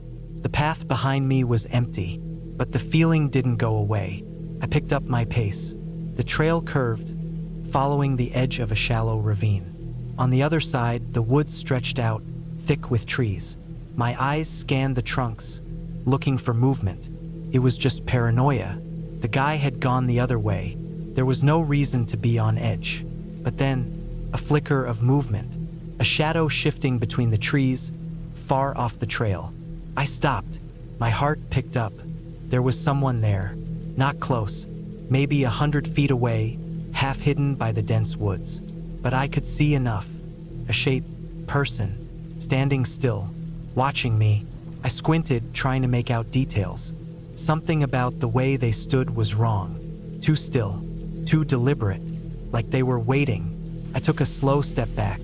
My pulse thudded in my ears. The figure didn't move. Then, just as I convinced myself I was imagining things, they turned and walked deeper into the trees. No rush, no hesitation, just a steady, purposeful stride, disappearing into the woods like they belonged there. I didn't wait to see if they came back. I turned and walked, fast. Not running. Running felt wrong. Running made you pray, but my body screamed at me to get out of there. I kept expecting to hear footsteps behind me, but the woods were silent. Too silent. No birds, no wind, just my own breath, ragged and uneven. The parking lot was still miles away. I walked fast, barely noticing the burn in my legs. The feeling of being watched didn't leave. clung to me, crawling up my spine. Every so often, I glanced back. Always nothing. Always empty trail. And then, finally, I saw a break in the trees. A glimpse of the parking lot through the branches. Relief hit me so hard I almost stumbled. I made it to my car, yanked open the door, and got in. My hands were shaking. I locked the doors, started the engine. And then, just before I backed out, I looked up. Across the lot, near the tree line, someone stood just at the edge of the woods. Not moving, not coming closer, just standing there, watching. I didn't wait. I threw the car into reverse, tires kicking up gravel as I sped away. I didn't go back to that trail. I still don't know what I saw or if I was ever really in danger. But sometimes when I think about that day, I wonder if the man with the saxophone was ever really alone out there. And I wonder how long that figure had been watching me before I finally noticed.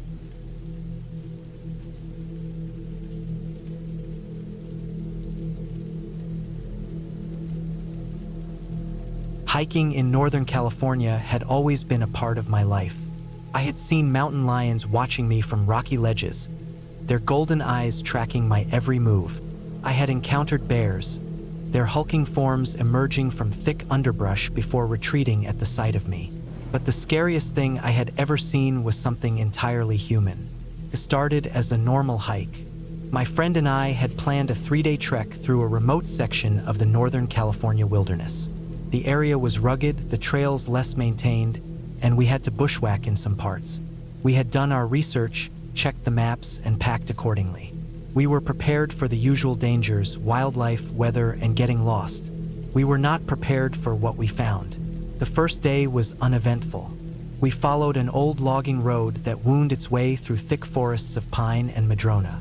The sun was high, the air crisp, and the smell of damp earth and pine needles filled our lungs. We made good time, setting up camp near a small creek as the sun dipped behind the mountains. The second day, we woke up early, broke camp, and continued deeper into the wilderness. The trail became steeper, the forest denser. It was quiet, eerily so. No birds, no rustling in the underbrush. Just the sound of our boots crunching against dry leaves and the occasional snap of a twig. We chalked it up to being in a more remote area. Animals tend to avoid humans, after all. By midday, we reached the top of a ridge. Below us stretched a valley, untouched and wild. Or so we thought. As we descended, something felt off. The forest floor was oddly disturbed, like something or someone had been moving through it frequently. The closer we got, the more unnatural it felt. Then we saw it. At first, it was just a glimmer, something that didn't belong. A reflection of light where there should be none. We walked another 20 yards, and then it hit us. In front of us, stretching as far as the eye could see, were rows upon rows of pot plants. They weren't wild, scattered growths. They were in perfect rows, irrigated with hoses that snaked through the valley like veins. Reservoirs sat at the edges, feeding the operation with water. Camouflaged netting was draped above, blending it into the forest canopy. We froze. I felt my heartbeat hammer in my chest. This wasn't some small-time grow. This was an operation, and operations like these were guarded. Armed men, booby traps, people who wouldn't hesitate to kill to protect their investment. We were deep in their territory, completely exposed. The air felt heavy. Every instinct in my body screamed at me to leave. Slowly, we turned around, careful not to make any sudden movements. I fought the urge to sprint. Running made noise. Running made you look like prey. My friend's face was pale, his breathing shallow. We retraced our steps, stepping exactly where we had stepped before. Every sound seemed amplified. The rustling of our clothes, the creak of my pack straps, the dull thud of our boots. I scanned the trees, looking for movement. Any movement. Then we heard it. A twig snapping. Not from us. We didn't look. We didn't stop. We just kept walking, forcing ourselves to keep the same pace. My mind raced. Had they seen us? Were they watching? Were they following? The next half hour felt like an eternity. The trees thinned, and the ridge came into view. We pushed forward, our bodies tense, waiting for the crack of a gunshot. Nothing. just the oppressive silence of the forest. When we crested the ridge, we finally allowed ourselves to breathe. But we weren't safe yet. We still had miles to go before reaching the car. Every step was agony. Every shadow held a threat. We moved quickly but carefully, checking our backs constantly. When we finally saw the car, it felt unreal. We practically ran the last 100 yards, throwing our packs into the back seat. I fumbled with the keys, my hands shaking. The engine roared to life and I slammed it into drive. We didn't stop. Not until we were miles away, back on the highway, civilization in sight. We never reported it. Who would we even tell? The authorities knew about these operations, but that didn't mean they would do anything about it. All we could do was never go back. Never speak of it. Just be grateful we got out alive. People talk about the dangers of the wilderness, the animals, the elements, but the scariest thing in the wild isn't nature. It's the people who don't want to be found.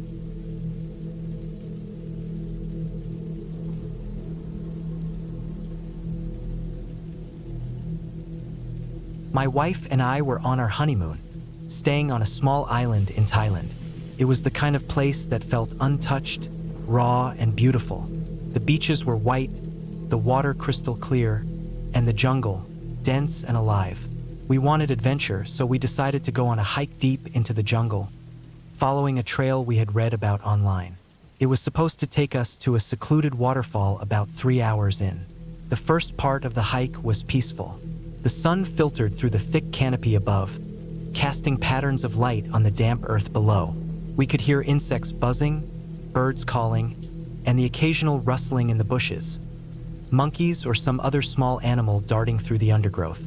The air was thick with humidity, and sweat clung to my skin, but the thrill of being in a place so wild kept us going.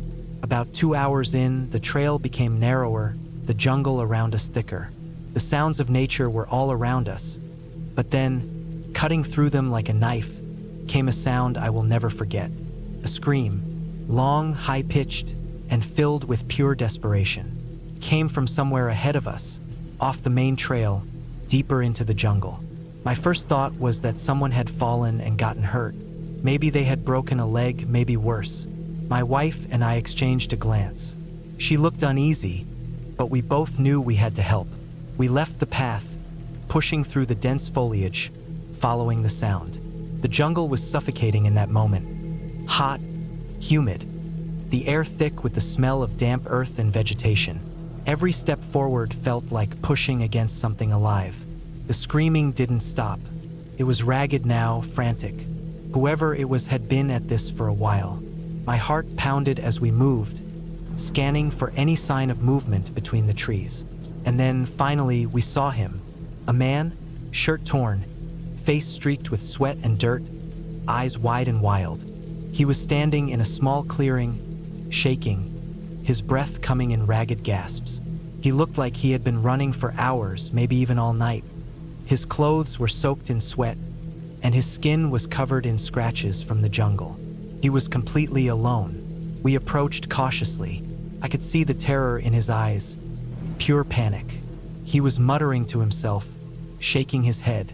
I could tell he wasn't injured, at least not physically, but he was in full-blown hysteria. He had been lost.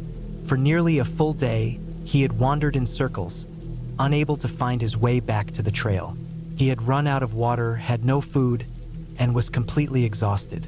The only thing he had left was fear. We tried to calm him down, offering him water, helping him sit down. His breathing slowed after a while, though his hands still trembled. He kept looking around, flinching at every noise. He told us, between shaky breaths, that he had gone hiking alone the day before, thinking he could handle it, but the jungle had swallowed him. The trail had disappeared, and no matter how hard he tried, he couldn't find his way back. When night came, the jungle came alive with sounds he had never heard before. He had spent the night awake, afraid to close his eyes, afraid of what might be watching him in the darkness. As we helped him back to the main trail, something kept nagging at me. His accent, his voice, it sounded familiar. I dismissed it at first. Maybe it was just the relief of finding another English speaker in the middle of nowhere. But the more he spoke, the more it clicked. We asked him where he was from. When he answered, I felt my stomach drop. He lived less than a mile from us back in the UK. Not only that, he worked for my best friend.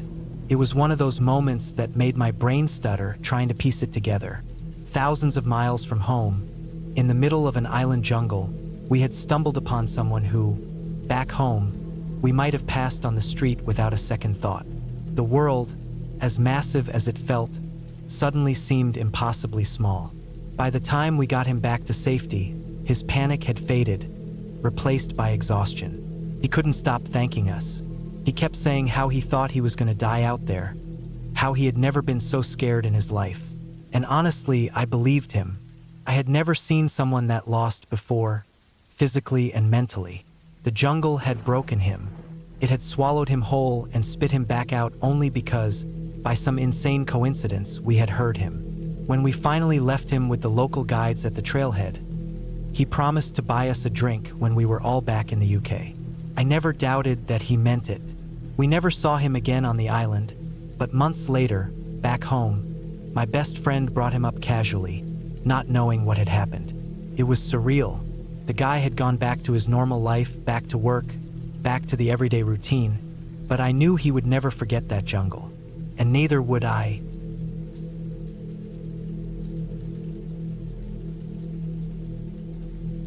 We had been planning this trip for months, my wife and I, a canoe camping trip on a long, narrow lake deep in the wilderness, far from any roads or towns. It was the kind of place where the silence felt heavier, where the only sounds were the whisper of the wind in the trees and the distant calls of birds. It was exactly what we needed, a break from everything. We set out early that morning, our canoe loaded with gear, gliding smoothly over the glassy surface of the lake. The water was still, disturbed only by the rhythmic dip of our paddles. The air smelled of pine and damp earth. We had studied the maps carefully and chosen a spot about halfway along the lake to set up camp. It was a small clearing just off the shoreline, with enough space for our tent and a fire pit. By late afternoon, we had everything set up. Our tent was nestled between the trees, our fire was crackling, and we had a small pile of wood ready for the night. The sun was starting to dip behind the trees, casting long shadows across the water. We cooked dinner, watched the sky turn shades of orange and pink, and listened to the quiet. It was peaceful in a way that was hard to find anywhere else. After dinner, we sat by the fire for a while, talking about nothing in particular, just enjoying the solitude. The stars came out one by one, dotting the sky with pinpricks of light. The lake was like a mirror, reflecting them perfectly. At some point, I decided to wash my face before turning in for the night. I grabbed my small towel and walked down to the water's edge. Kneeling down, I cupped the cold water in my hands and splashed it on my face. It was refreshing, but as I wiped my face, something caught my eye across the lake. Two small lights, headlamps maybe. They were low to the ground, bobbing slightly as if someone was walking. I watched them for a moment, wondering who else might be out here. The lake was only about 50 meters wide. Not a huge distance, but we hadn't seen anyone all day. Then, as I watched, the lights faded and disappeared. At first, I thought maybe they had just turned them off, but the way they flickered out felt wrong. Almost like they had died. A battery issue? Maybe. And then I heard it. A loud, deep snorting sound. It came from the same direction where I had seen the lights. It was heavy, almost like a deep exhale, followed by the rustling of branches. My stomach tightened. A bear? A moose? Either one could be dangerous, especially if surprised in the dark. I stood up and listened. The night was still except for that sound. The wind had died down completely, leaving everything unnaturally quiet. I hesitated for a moment before calling out across the water. "Hey, are you all right?" There was a pause. Then, a voice, distant but clear.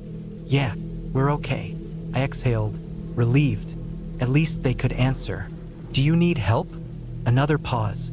Then, yeah, actually, we kinda messed up. They explained that they had accidentally started hiking from the wrong parking lot, which had delayed them by an hour or two. When they finally got to the lake, They had taken the wrong trail and ended up on the opposite side. By the time they realized their mistake, it was already dark, and now their headlamps had died. And there was something in the woods. They hadn't seen it, but they had heard it. The same deep, heavy breathing I had heard. They were stuck in the dark with no lights, and something big was nearby. I didn't even hesitate. I turned back toward our campsite, grabbed my spare flashlight, and shoved off in the canoe. The water was smooth and dark, the paddle cutting through it silently. The only sound was the occasional drip as water slid off the blade. My wife stayed on the shore, watching with a concerned look. As I neared the other side, I saw them, two figures standing near the water's edge, barely visible. I paddled faster. When I reached them, they climbed in quickly, their relief almost palpable. They looked exhausted, faces drawn with tension. One of them, a guy about my age, kept glancing back toward the trees. "It was close," he muttered. "Too close." I didn't ask any more questions. I just paddled. The trip back across the lake felt longer than it should have. I kept expecting to hear something behind us, a branch snapping, a splash in the water, but there was nothing, just the steady dip of the paddle and the sound of our breathing. When we reached our campsite, I handed them the flashlight. "Set up here for the night," I told them. "You can figure out the rest in the morning." They nodded, clearly grateful. I sat by the fire for a while after that, staring into the flames. My wife sat next to me, silent. The night felt heavier now, like the forest was watching. Whatever had been on the other side of the lake was still out there, somewhere in the dark. But we were safe here, the fire burning bright, pushing back the night. Eventually, I crawled into the tent and lay awake for a long time, listening. I never heard anything else that night, but I also never stopped thinking about it.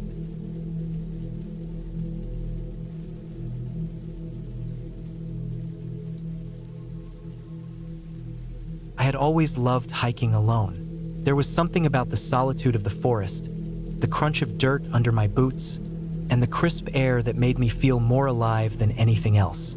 It was a way to disconnect, to escape the constant hum of modern life and just be out there, surrounded by nothing but trees, rocks, and the occasional scurrying of some small animal. But that day, the forest reminded me that I was not at the top of the food chain. I had set out early that morning, wanting to beat the midday heat. The trail was one I had hiked a few times before, a moderate incline, winding through thick pine trees, eventually leading to a ridge with a stunning view of the valley below. The kind of place where you could sit for hours and feel like the only person in the world. The first couple of hours were uneventful. I kept a steady pace, stopping every now and then to take a sip from my water bottle and listen to the sounds of the woods. Birds chirped high in the trees, the wind rustled through the branches, and every now and then, I'd hear the distant crack of a branch as some unseen creature moved through the underbrush. Nothing unusual. Then, about 3 miles in, I got that feeling. The kind you can't really explain. A cold prickle at the back of your neck, a heaviness in your gut, like something was watching me. I stopped walking and listened. The birds were still singing. The wind still whispered through the trees. But there was something else. A stillness. A pressure in the air that hadn't been there before. I turned slowly, scanning the trees. At first, I didn't see anything. Just dense forest, the same as it had been the whole way up. But then, out of the corner of my eye, I saw it. A mountain lion.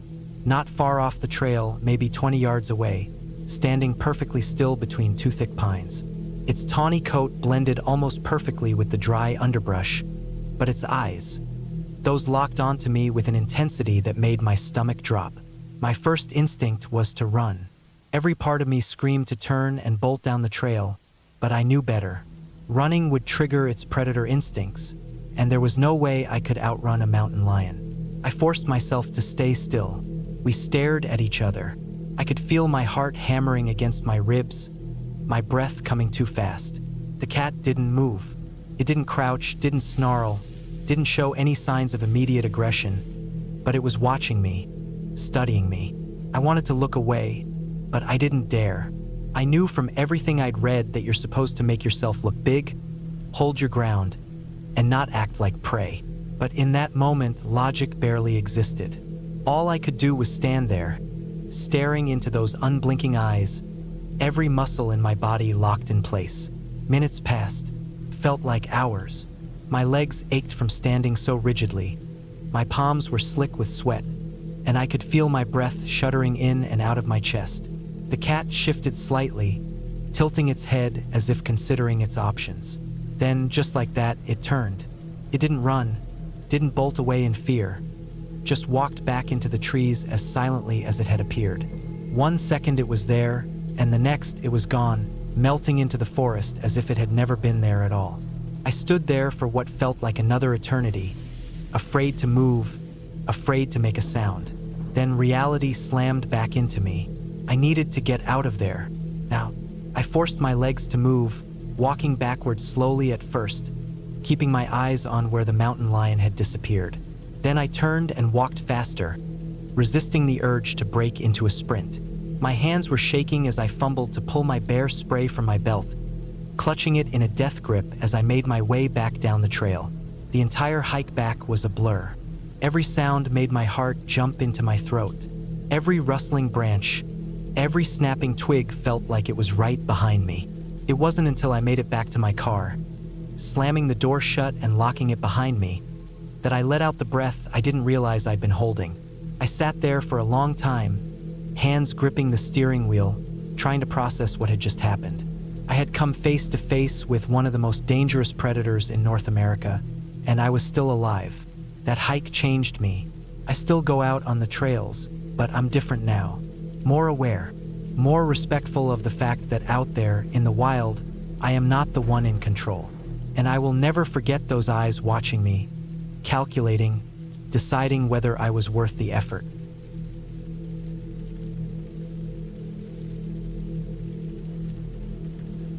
I was young and broke, just drifting from place to place, seeing what I could before life caught up with me. I had no money for hotels or even cheap motels. Most nights, I slept in my car or wherever I could find a safe enough spot. That night, it was the redwood forest in Northern California. The air was cool, thick with the scent of damp earth and pine needles. The trees stood like ancient giants, their bark rough and dark, stretching impossibly high. There was something about the place, quiet but not peaceful. The kind of quiet that felt like it was waiting for something. Still, I was too tired to care. I found a clearing off the road, away from the few other travelers who had parked nearby. I laid out a large blanket on the packed dirt and pine needles, unrolled my sleeping bag on top of it, and pulled a couple more blankets over me. The ground was cold, but the layers helped. Above me, the trees blocked most of the sky, but here and there, I could see stars peeking through. I drifted off quickly. I don't know how long I slept before I woke up. It wasn't a noise that did it, just a feeling. That kind of awareness that creeps in when something is off. I wasn't cold. I wasn't uncomfortable, but I felt something. I reached for my flashlight, fumbling with stiff fingers, and clicked it on. The beam swept over the ground, and my breath caught. Spiders. Dozens of them. Maybe more. Long-legged, black, standing in a perfect ring around my blanket. They weren't moving, not skittering like spiders do when startled. They stood still, leg to leg, facing outward, like they had formed some kind of barrier. I didn't move. I just stared. My heart was pounding, but my body refused to react. I didn't know what to do. I wasn't exactly terrified of spiders, but this wasn't normal. I wasn't even sure what I was looking at. My breathing slowed as I studied them. They weren't coming toward me. They weren't trying to climb onto the blanket. It was as if they were waiting, watching for something else. I told myself they were hunting, that they had formed some kind of natural trap, waiting for bugs to wander into their grasp. I had never seen spiders hunt together, but I wasn't an expert. Maybe this was a thing. Maybe I had just never been in the right place at the right time to witness it. I didn't want to test it. Slowly, carefully, I pulled the blankets tighter over myself, tucking every edge under my body. I made sure no part of my skin was exposed. The flashlight was still clutched in my hand, but I switched it off. The thought of lying there in the dark, Knowing they were still out there made my stomach twist, but I couldn't stare at them all night. I told myself they wouldn't come closer. I told myself they had no reason to. I told myself a lot of things until exhaustion won out, and I fell back asleep. When I woke up again, it was daylight. Sunlight filtered through the canopy, warm and golden, chasing away the damp chill of the night. Birds chirped, leaves rustled in a gentle breeze, and for a moment, I just lay there, blinking in the morning light. Then I remembered. I sat up so fast I nearly got dizzy. My heart was hammering as I looked around. The ground was clear. No sign of the spiders. No webs, no skittering legs, no trace that they had ever been there. The dirt and pine needles looked untouched, as if nothing had stood there in the night, leg to leg, forming that strange, unmoving circle around me. I swallowed hard. My body still felt stiff from how tightly I had curled into myself. My fingers ached from how hard I had gripped the blankets. I scanned the area again, searching for any sign that I hadn't just imagined the whole thing. But there was nothing. I told myself they had simply left when the sun rose, that they had gone back to whatever hiding places spiders went to in the daylight. But I didn't believe it. Packing up didn't take long. I shook out my blankets, rolling them tight, my eyes darting over the ground every few seconds. I felt watched, but there was no one, nothing, just the trees silent and towering. I didn't stay to eat, didn't linger to enjoy the morning.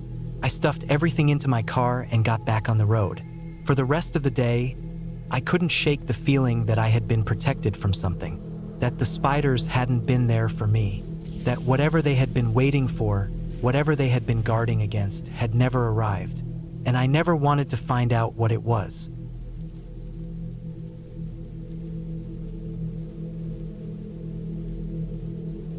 Hiking before sunrise in Hawaii is supposed to be peaceful. That was the plan anyway. I wanted to beat the heat, enjoy the quiet, and maybe even catch the first light breaking over the mountains. What I didn't expect was the single most humiliating, terrifying, and downright disgusting experience of my life. It started with a familiar, gut-wrenching sensation deep in my stomach about half a mile from the trailhead. A bubbling, twisting feeling that left no room for negotiation. There was no time to consider my options. My body had decided it was time to go. Now, I picked up my pace, walking stiff-legged, trying to keep everything contained. The faint glow of my headlamp bounced across the dirt path as I made my way back toward the parking lot. There, like a beacon of salvation, stood a lonely blue porta-potty just off to the side of the lot. It looked like it had seen better days. Faded, scratched-up plastic, mud splattered on the lower half, and the faintest whiff of something horrific leaking from inside. But I didn't care. This was my lifeline. I yanked the flimsy plastic door open and slid inside. The smell hit me like a punch to the face. Sweat, urine, and something far worse. But my body had already committed. I dropped onto the plastic seat, barely registering the cold shock against my skin as I exhaled in relief. The world outside was quiet. Just the faint sound of wind in the trees, the distant crash of waves, and the occasional chirp of unseen creatures. I focused on my breathing, trying to ignore the questionable splatters around me, waiting for my stomach to settle. When the deed was finally done, I reached for the toilet paper. That's when my headlamp caught something in the corner. A shadow, large, unmoving. My stomach turned again, but for an entirely different reason. I shifted the light, slowly illuminating the object. A spider. No, a monster. It clung to the wall, its body the size of my palm, legs stretching out in every direction, thick and hairy. Banana spider. Had to be. I'd seen pictures before, but nothing prepared me for the reality of it. Its body gleamed slightly in the light, its legs twitching. I froze. My brain screamed at me to stay still, to not startle it. Slowly, I reached for the toilet paper again. But as I did, the beam of my headlamp hit the spider directly. And that's when it lost its damn mind. It moved fast, faster than anything that size should be able to move. It ran in frantic circles along the wall, legs skittering against the plastic. I sucked in a breath, my entire body locking up. Every primal instinct told me to get the hell out of there, but I was stuck, pants around my ankles, vulnerable in the worst possible way. Then, before I could react, the spider made the worst possible decision. It dropped, not onto the floor, not onto the wall, but straight into my lap. I felt it before I saw its sharp, spindly legs scrambling against my bare skin. My entire body spasmed in pure horror. My breath hitched, a strangled whimper escaping my throat as I realized where it had gone. Inside my underwear. I stopped breathing, stopped thinking. Every nerve in my body went rigid, overloaded by the sheer, incomprehensible terror of what was happening. The spider, this massive 8-legged nightmare, was now trapped between my legs, inside my underwear. Panicked, my body reacted before my brain could. I started shaking my hips, wiggling, doing anything to get it out, but my movement only made it worse. The spider freaked out too, its legs scrabbling against my skin, desperate to escape. Then it moved up my thigh. That was it. I was done. I exploded out of the porta-potty, the door slamming against the side as I stumbled into the open air, screaming at the top of my lungs, pants still around my ankles. I danced, flailed, did whatever I could to rid myself of the intruder. The cold morning air hit my exposed skin, but I didn't care. Dignity be damned, this was survival. Somewhere in the chaos, the spider vanished. Whether it jumped off, scurried away, or simply disintegrated from the sheer force of my terror, I have no idea. One moment it was there, the next it was gone. I stood there, panting, sweating, staring at the now quiet porta-potty like it was some kind of crime scene. My legs were shaking, my hands clenched into fists at my sides. The world around me was still, as if nature itself had paused to witness my humiliation. Then, slowly, reality crept back in. The fact that I had just sprinted half-naked into an open parking lot, that I had been screaming like a lunatic, that, for all I knew, someone had been watching the whole thing. I yanked my pants up, my fingers trembling, and backed away from the porta-potty as if it might attack next. My heart pounded, my breath coming in short, ragged gasps. Finally, after what felt like an eternity, I turned back toward the trail, shaking my head. My morning had been ruined, my peace shattered, my dignity completely obliterated. I never saw that spider again, and I never used that porta-potty again either.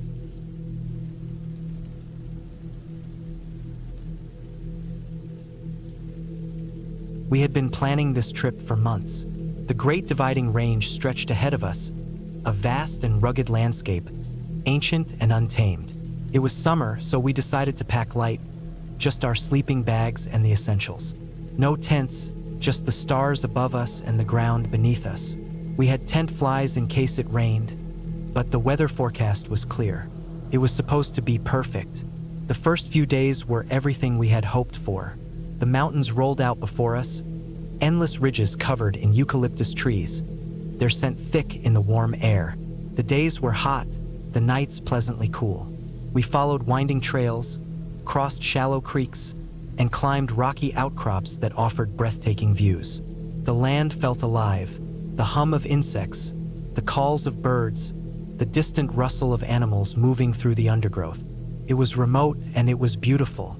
We set up camp each night in different spots, choosing clearings or flat patches of earth where we could unroll our sleeping bags. With no tents, we fell asleep staring up at the sky, the Milky Way stretching across the darkness in a way you never see in the city.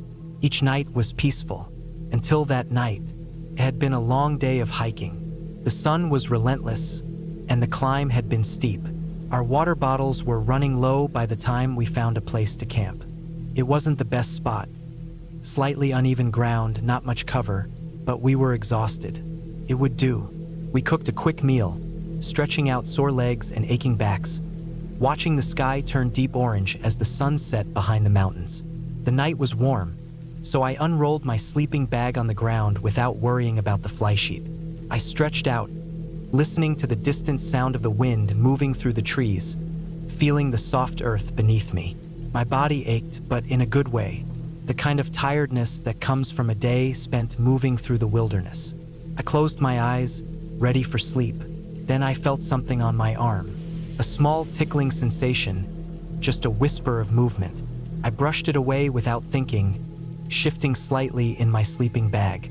A few minutes passed, and I felt it again, this time on my cheek. I swiped at my face, half annoyed, half asleep. Probably just an ant, I thought. The bush was full of them. I drifted off again. Then I felt them, all over me. I sat up, groggy, my heart beating faster now. Something was wrong. I reached for my phone and flicked on the flashlight. The moment the light hit my sleeping bag, I felt my stomach drop. Caterpillars, hundreds of them. Fuzzy, wriggling things moving in slow, deliberate waves, covering my sleeping bag, crawling over my legs, clinging to my arms, my chest, my face. I scrambled out of my bag, frantically brushing them off, shaking them from my clothes, my skin crawling with the sensation of their tiny feet gripping onto me. The others stirred, grumbling in confusion as they, too, began to feel the invasion of tickling legs. Someone swore loudly, another shouted in surprise. The ground around us was moving dark, writhing shapes against the faint glow of the moon. The infestation was everywhere. I tried to calm my breathing. We weren't in danger. They weren't dangerous, just caterpillars. But it didn't stop the deep, instinctive disgust that ran through me as I pulled one from my hair, another from my neck. They clung to the fabric of my clothes, the fibers of my sleeping bag. Every time I thought I had gotten rid of them, another one would appear, inching its way up my arm, its tiny bristles catching on my skin. I stood there in the darkness, exhausted but unable to lie back down. The idea of sleeping in that was unbearable. The caterpillars weren't going anywhere. They moved in silent waves, undeterred by our presence. I could hear the others shifting around, muttering in frustration, swearing as they flicked them away, trying to salvage some rest. But sleep was impossible. Every time I closed my eyes, I felt another one crawling on me. Real or imagined, it didn't matter. Couldn't stay still. I spent the night sitting up, arms wrapped around my knees, watching the ground move. The hours crawled by, slow as the creatures that covered us. The night stretched on, endless, suffocating. The stars above us were brilliant, but I barely noticed them. I was too focused on the ground, on the feeling of tiny legs against my skin, on the never-ending need to brush them away. When the first light of dawn broke over the mountains, I was already on my feet. We packed up in silence, shaking out our bags, checking every crevice for lingering passengers. My skin still itched with the memory of them, even after they were gone. We hiked hard that day, pushing forward, putting as much distance as possible between us and that night. The landscape was still beautiful, still wild, but something in me had changed. That night had settled deep into my bones, the way some memories do. I had spent the night in one of the most stunning places on Earth, under a sky full of stars, surrounded by the vastness of nature. And all I could think about was the feeling of something crawling on my skin.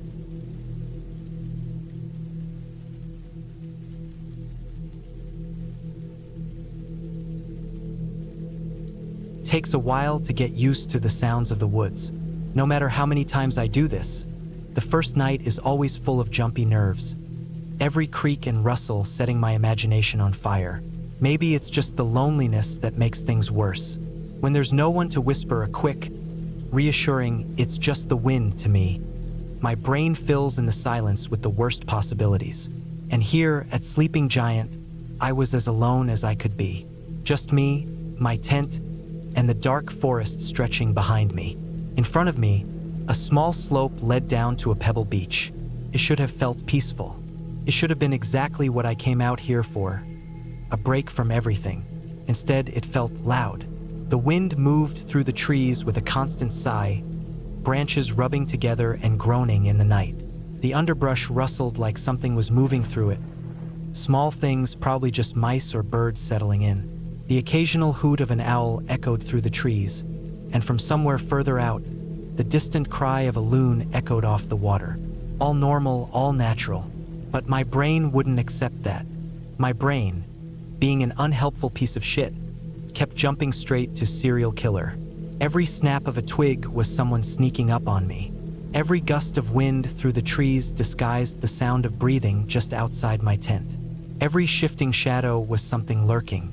The logical part of my mind tried to shove those thoughts away, reminding me I was deep in the backwoods, miles from anyone.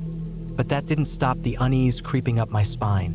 I rolled onto my side, staring at the thin fabric of my tent, watching the patterns of shadows cast by the trees. My sleeping bag felt too hot, too tight around me. My heart was beating faster than it should have been. I needed to calm down. I needed to sleep. Tomorrow, I had miles of hiking ahead of me, and lying here scaring myself to death wasn't helping. And then I heard it. A twig snapped. A real one this time. A heavier sound than the scurrying of a chipmunk or the shifting of the wind. This was footsteps. I froze. My ears strained in the dark. The sound had come from the forest behind me, somewhere just past the tree line. I held my breath, waiting, hoping it was just an isolated noise. Then another snap. Closer. My heart pounded against my ribs. My mind raced through every possibility. A bear? A moose? Person? I didn't move. I barely breathed. I just lay there, staring at the tent wall, willing myself to sink into the ground, to disappear.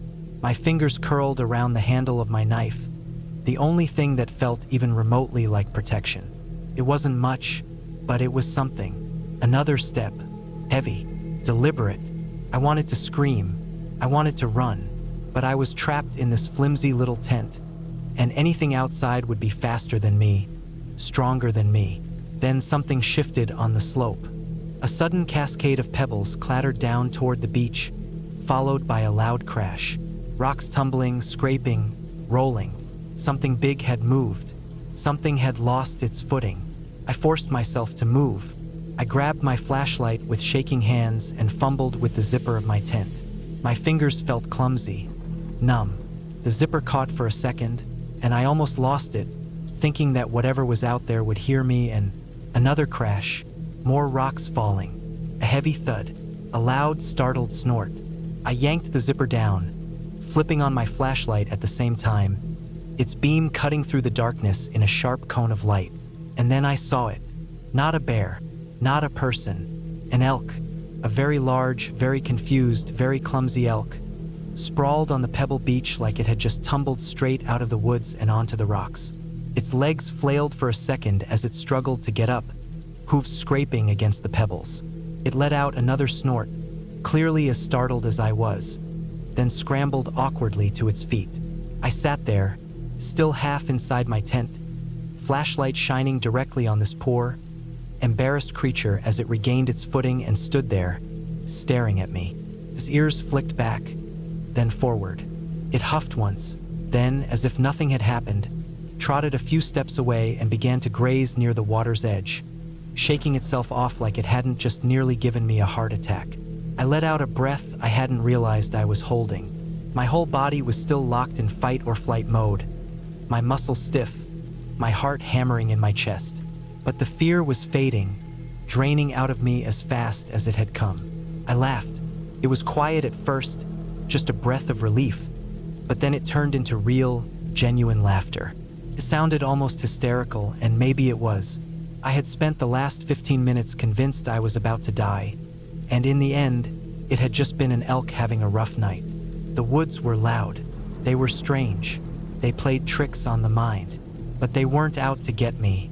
I took one last look at the elk, who had clearly moved on from the whole ordeal, then turned off my flashlight and zipped my tent back up. My heart was still beating too fast, but I felt lighter now. The fear was gone, replaced with a shaky kind of amusement. The first night was always the hardest, but I was still here, and I was going to be just fine.